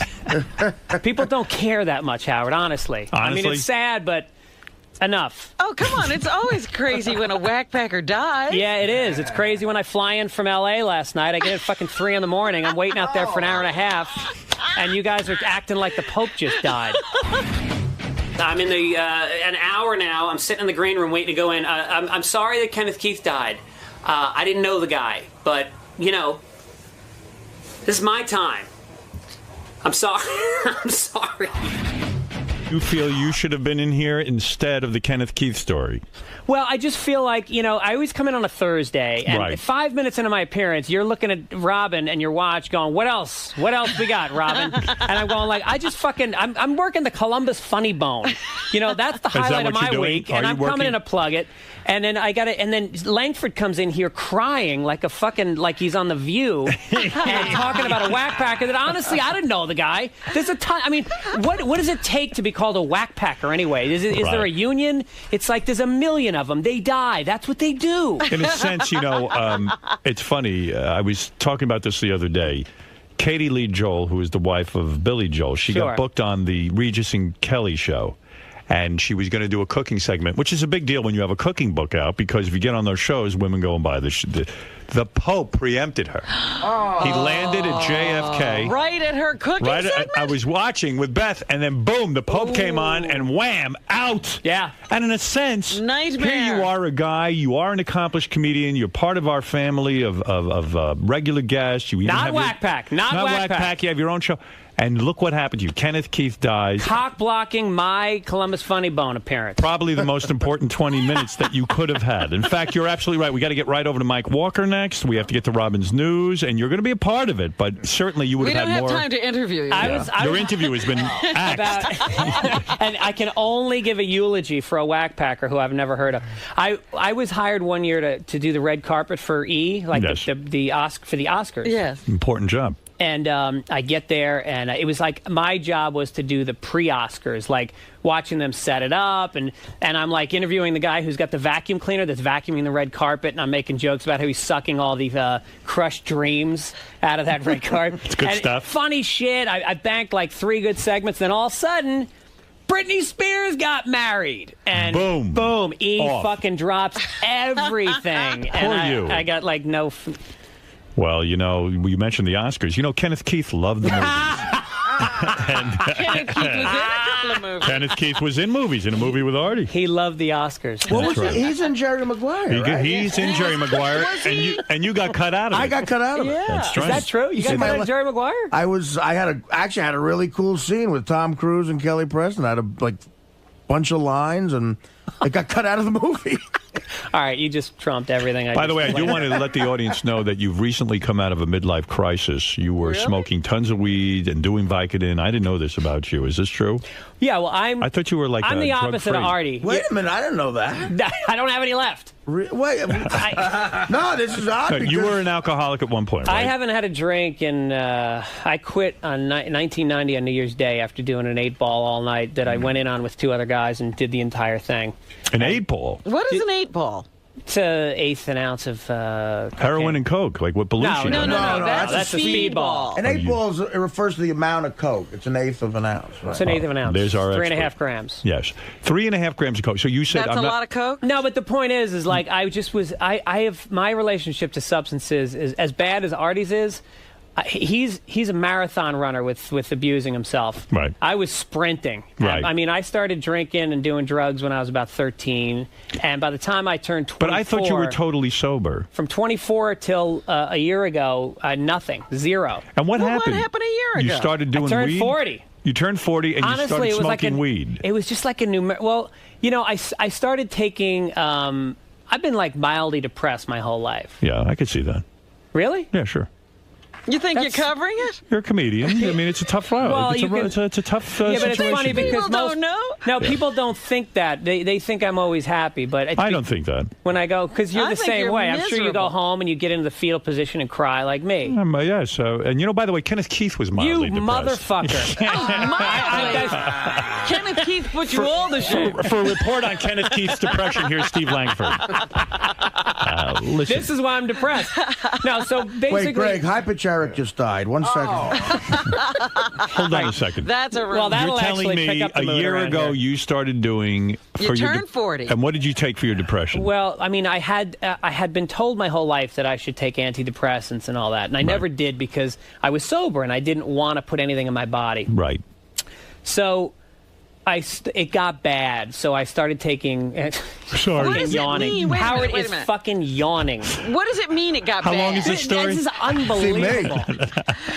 Could you tell us about Kenneth Keith? No. I've been up a long time. Yeah, I know. I mean, it has nothing to do with your story. Just ignore my yawn. Okay. I covered my Really, mouth. I've been up since 2001. Yeah. What do you mean it got bad? What was happening? I started having a sensitive. All my skin and my torso hurt so much that I had to hold my shirt against myself. when Kenneth I'd Keith walk. had that. I swear to God.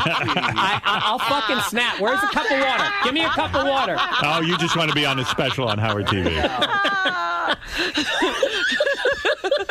So, and Fred, by the way, thank you for not cueing the fucking sad music. I was waiting. Yeah. No, Well, but wait, let me because I'm yawning, let me cut to the chase here. cut to the chase. All right. So I was taking all these other drugs, and so then somebody goes, well, you know, you should just smoke pot. What were you organic. taking? What were you taking? Well, I hurt my back, and so the doctor gave me a Vicodin prescription, and I took one, and my entire body just went, yes, this is what we need. Right.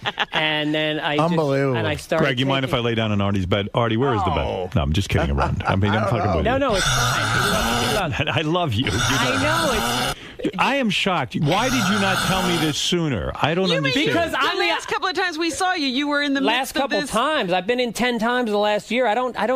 Artie's here every day, so when he's fucked up, you know it. With me, I'm like, I quietly suffer. I don't want anyone to know that I am so shocked. So you went back on Vicodin, and you went, and your body said to you, "Oh, I remember how great it is to be high." Yeah. So You probably, now, what did you start doing? Then I started smoking pot. Mm-hmm. Right. And then I got, they made it legal in California, so I got a license to buy marijuana, and there's a shop a block from my house. Under what premise, though? Don't you need a medical reason? Yeah, I went to the shop, and I go, how do I get a license? And they gave me an address. I went there, and I was back in the shop a half hour later with a license in my hand. And what was the medical excuse? Depression? Well, I walk in, and the receptionist is sitting cross-legged and barefoot, listening to the Grateful Dead on her Apple computer.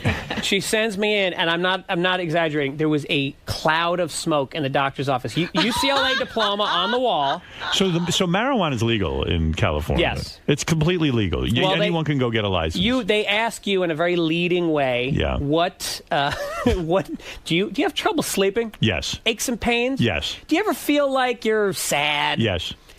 Here. And they write it out. That's it.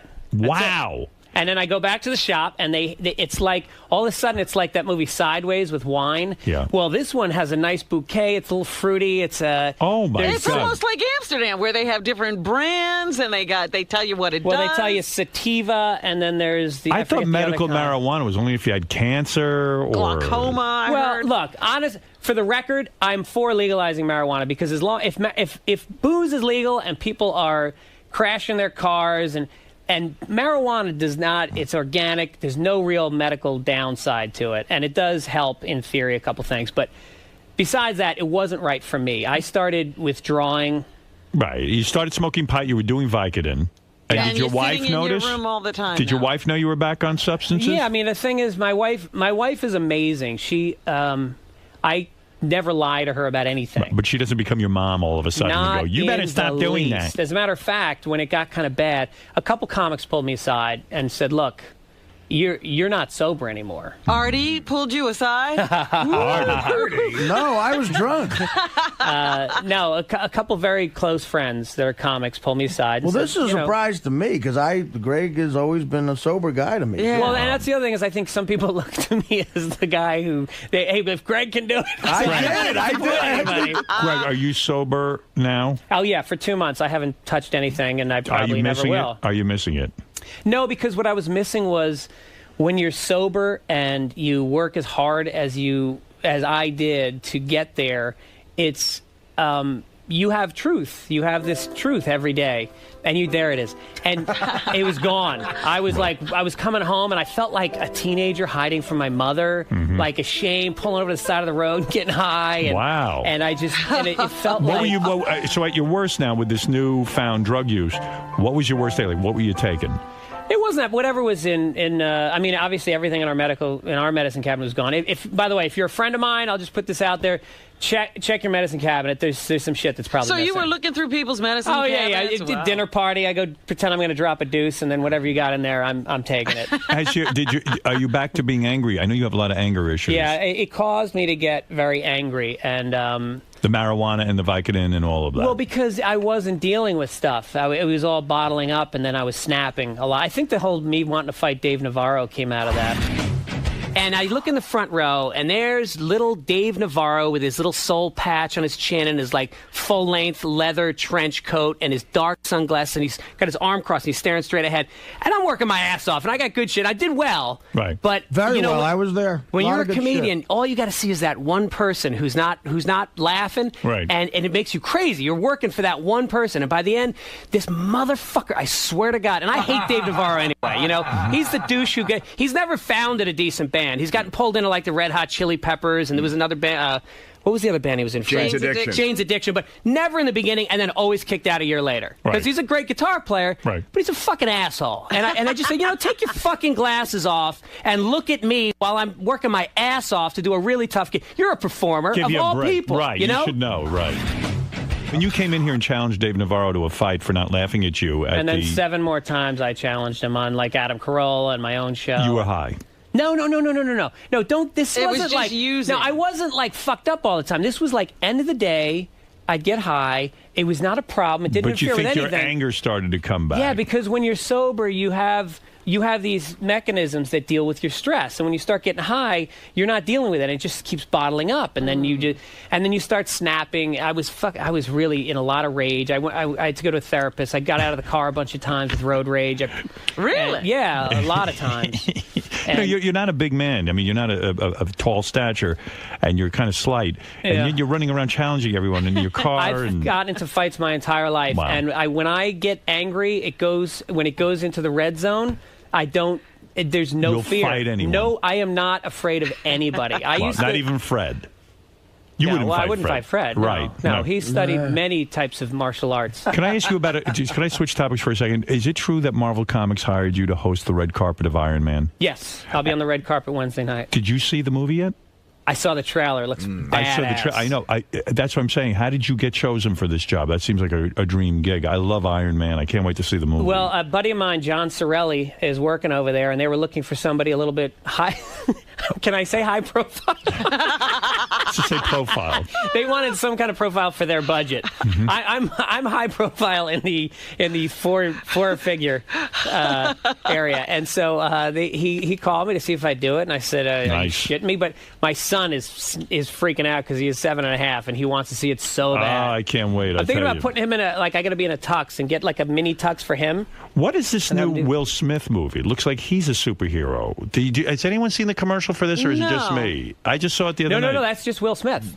He is a superhero. He's a superhero. I mean, that was his real life I was watching. I mean, if you think about it, this will segue nicely into that I think you're full of shit about Hillary Clinton and you're so passionate about Hillary Clinton. Who cares? I said I'm for Hillary Clinton. Okay, all right. I'm not so passionate. Why is he full of crap? Because who cares? I mean, honestly, well, who what do you mean? Who cares? cares? Who cares about what? Who cares? Do you about the really future of the country? No, but do you think either one of these people has have they really carved out their stance on any of these issues in a way? I think so. What would you say is the most what's the most distinguishing characteristic of Obama's slate versus Hillary's? Well, I think Obama is saying absolutely he will get out of Iraq from day one.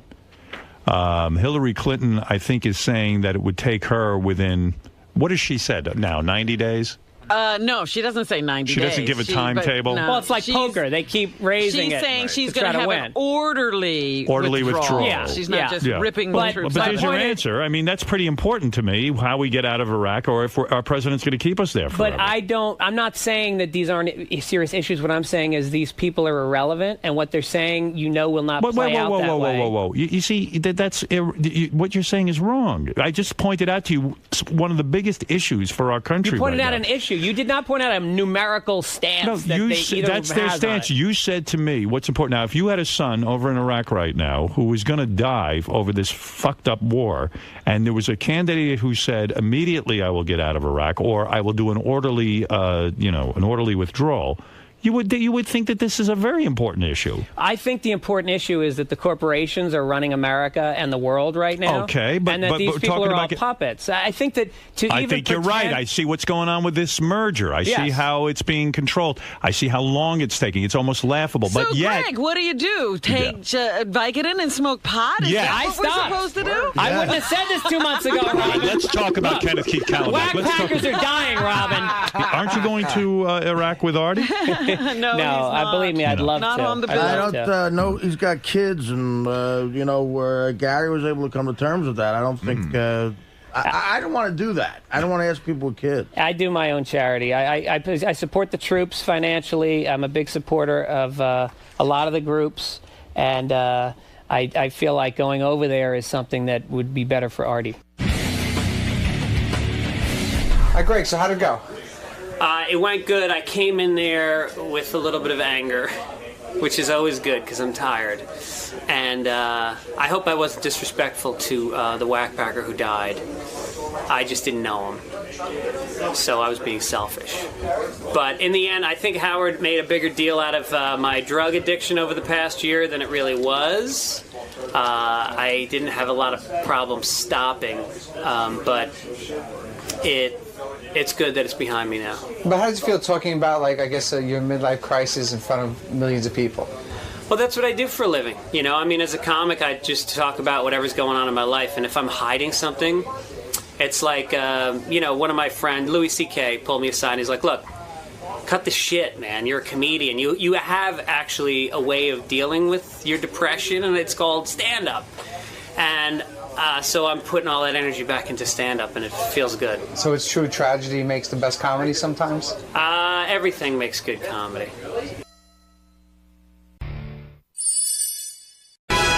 This is a Howard TV original production.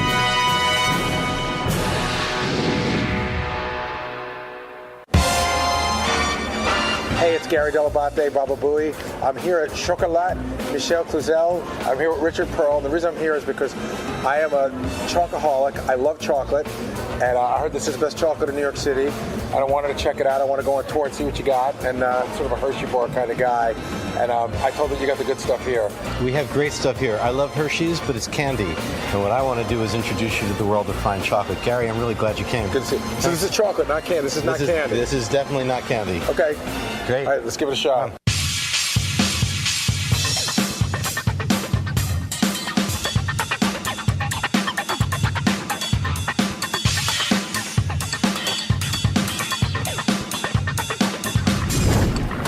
Gary, so I'd love you to try some of our bonbons, and then we'll move into the pure chocolates. If I saw a box of candy, I can't just take one and put the box away. I end up eating like the whole box, and then I get like high on sugar. You saying that won't happen with this? It shouldn't happen with this. One, you want to eat that much. Think about it. The cocoa content here is 7 to 10 times greater than what you'll get in some of those candy boxes. And therefore, what you're looking for is the cocoa. You're going to get what you want and what you need a lot faster and with a whole lot less sugar. So it's a cocoa high rather than a sugar rush. So like a Hershey bar is what, like 10%? About that. And then you have some stuff here that's 99%. We do have some 99% chocolate here, you bet. So I'd be getting 10 times. So when I'm getting 10 times more of the cocoa, like I know the sugar, I know what the sugar 10 times gets. less of the sugar too.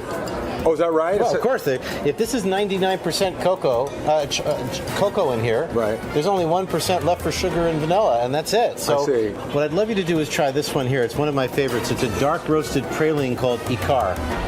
Now, I never know, should I jam the whole thing in? Because that's what I would do. And this one, take about half. Take a bite, okay.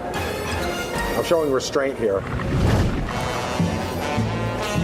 About 5 seconds, 7 seconds for the full flavor of this one to come about. That's a good one. Now, is there like a, what's the taste I'm getting in there? Like hazelnut? It's hazelnut and almond praline, slowly made and dark roasted so that it pairs beautifully with the dark chocolate. We have other pralines such as you have here and here, but they're a bit sweeter than this one. But I like to start you with the full richness of this one here. Now, can I ask you a question? Anything. So I swallow. What's a praline? I hear that all the time. Praline is where you take almond and hazelnut usually, and you slowly grind them with sugar until they become somewhat of a paste. Okay.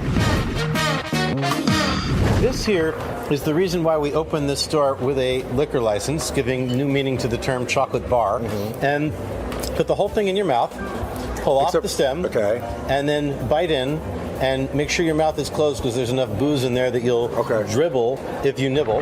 That's it. And mind the pit. And this is a chocolate-covered Morello cherry and kirsch. It's not that sort of sappy, syrupy maraschino cherry that you might have had when you were a kid. Watch the intensity of the kirsch at first and how it pairs beautifully with the chocolate. And then as you get sort of the sweetness of the cherry with the reminiscence of the kirsch, you kind of get a dance between the three. This one has a real liquor flavor to it. What's the liquor that's in there? Kirsch. And kirsch is a cherry liqueur, and the cherry itself is cured in kirsch in the Michel Cluzel factory in Normandy, France for about 9 months. And any chocolate will taste good when you swallow. Right. But I'm not going to let you wait that long. We got a lot of chocolate for you to try here. I got a question. I'm just, because it jumps out at me. I'm like, whenever you're a chocoholic, you always want to get the most that you can get. So I keep looking at this one that says 99%. So what's going on there? Well, again, when you see if a chocolate bar doesn't tell you the cocoa percentage, they got something to hide. Right. These days, you should be told what is the cocoa percentage in any pure chocolate. This is a bonbon that is made with 99% cocoa. And so because there's ganache inside, meaning a little cream melted with the chocolate, it's not fully 99% potency, but it's got all the rich and darkness. So try that one.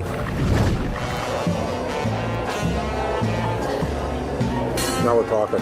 This will take a couple more seconds, maybe 8-10 seconds for the full range of flavors to come on. And watch the aftertaste on this one.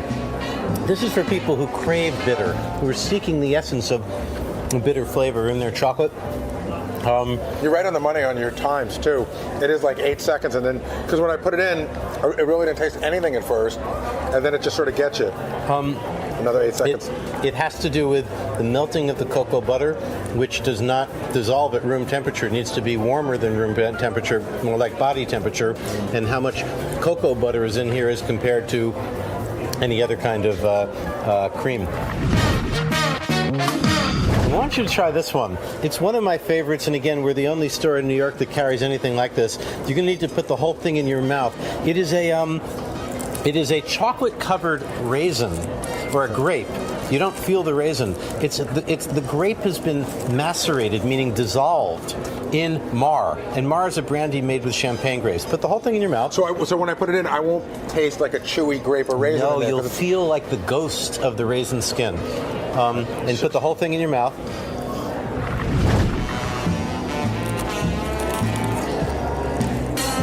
So, if you like spirit,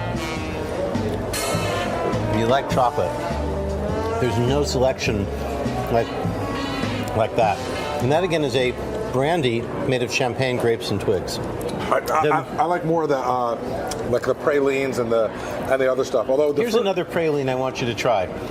This is a praline with almonds, no hazelnut. So you notice now that I know what praline means, I'm like throwing the word around like nobody's business. Let's have a praline, Richard. Cheers. Cheers.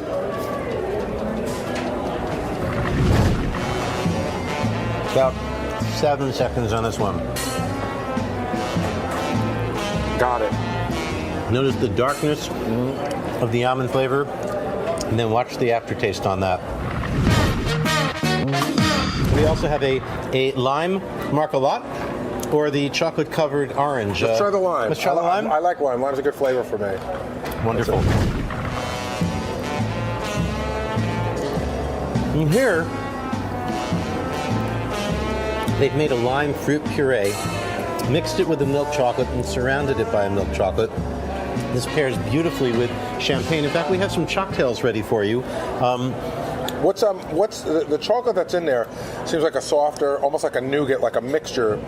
It's not like it's more like it's been whipped. Okay, so it's not hardened.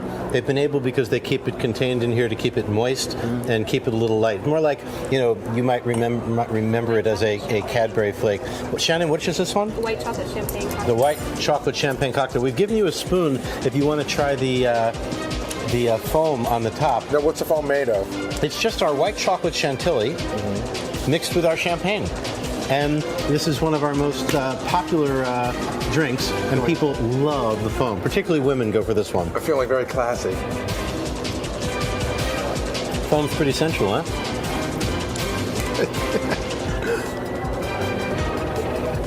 And then you can drink.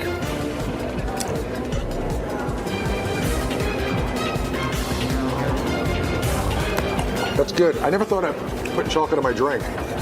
Well, in a moment, we're going to bring you one of our chocolate Russians, which is really our signature chocktail. And, our chocktails. Chocolate Russian. Thank you, Michelle. It's Shannon. Oh, thank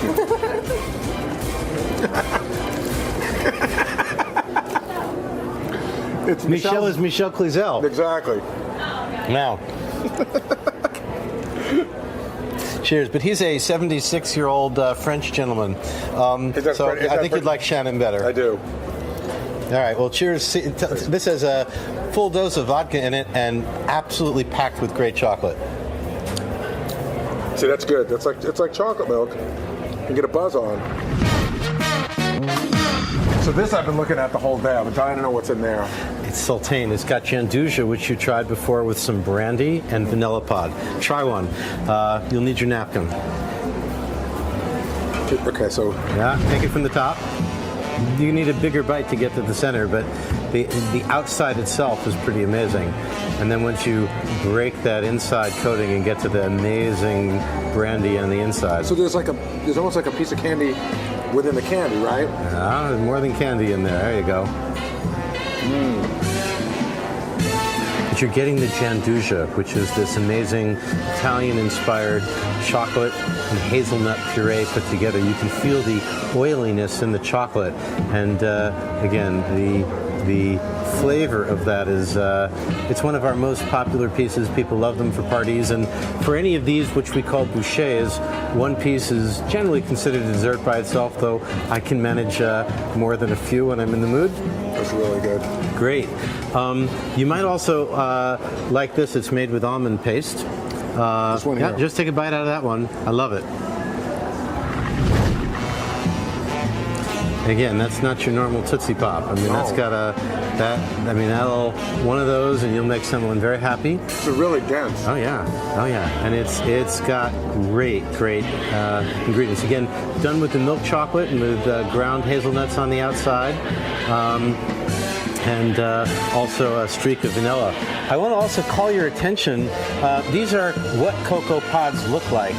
If you want to choose any one of those and take a bite, you're going to get an amazing experience. We can consider it one of the finest ganaches. Anyone you like. They're all the same. The color doesn't have anything to do with the flavor. Nothing to do with the flavor. So we'll try one of these. And you're saying it's just like a chocolate in there. So this is like getting like the best bottle of champagne, like the top of the line. This is like almost like a vineyard, right? Vintage Reserve. Look at that.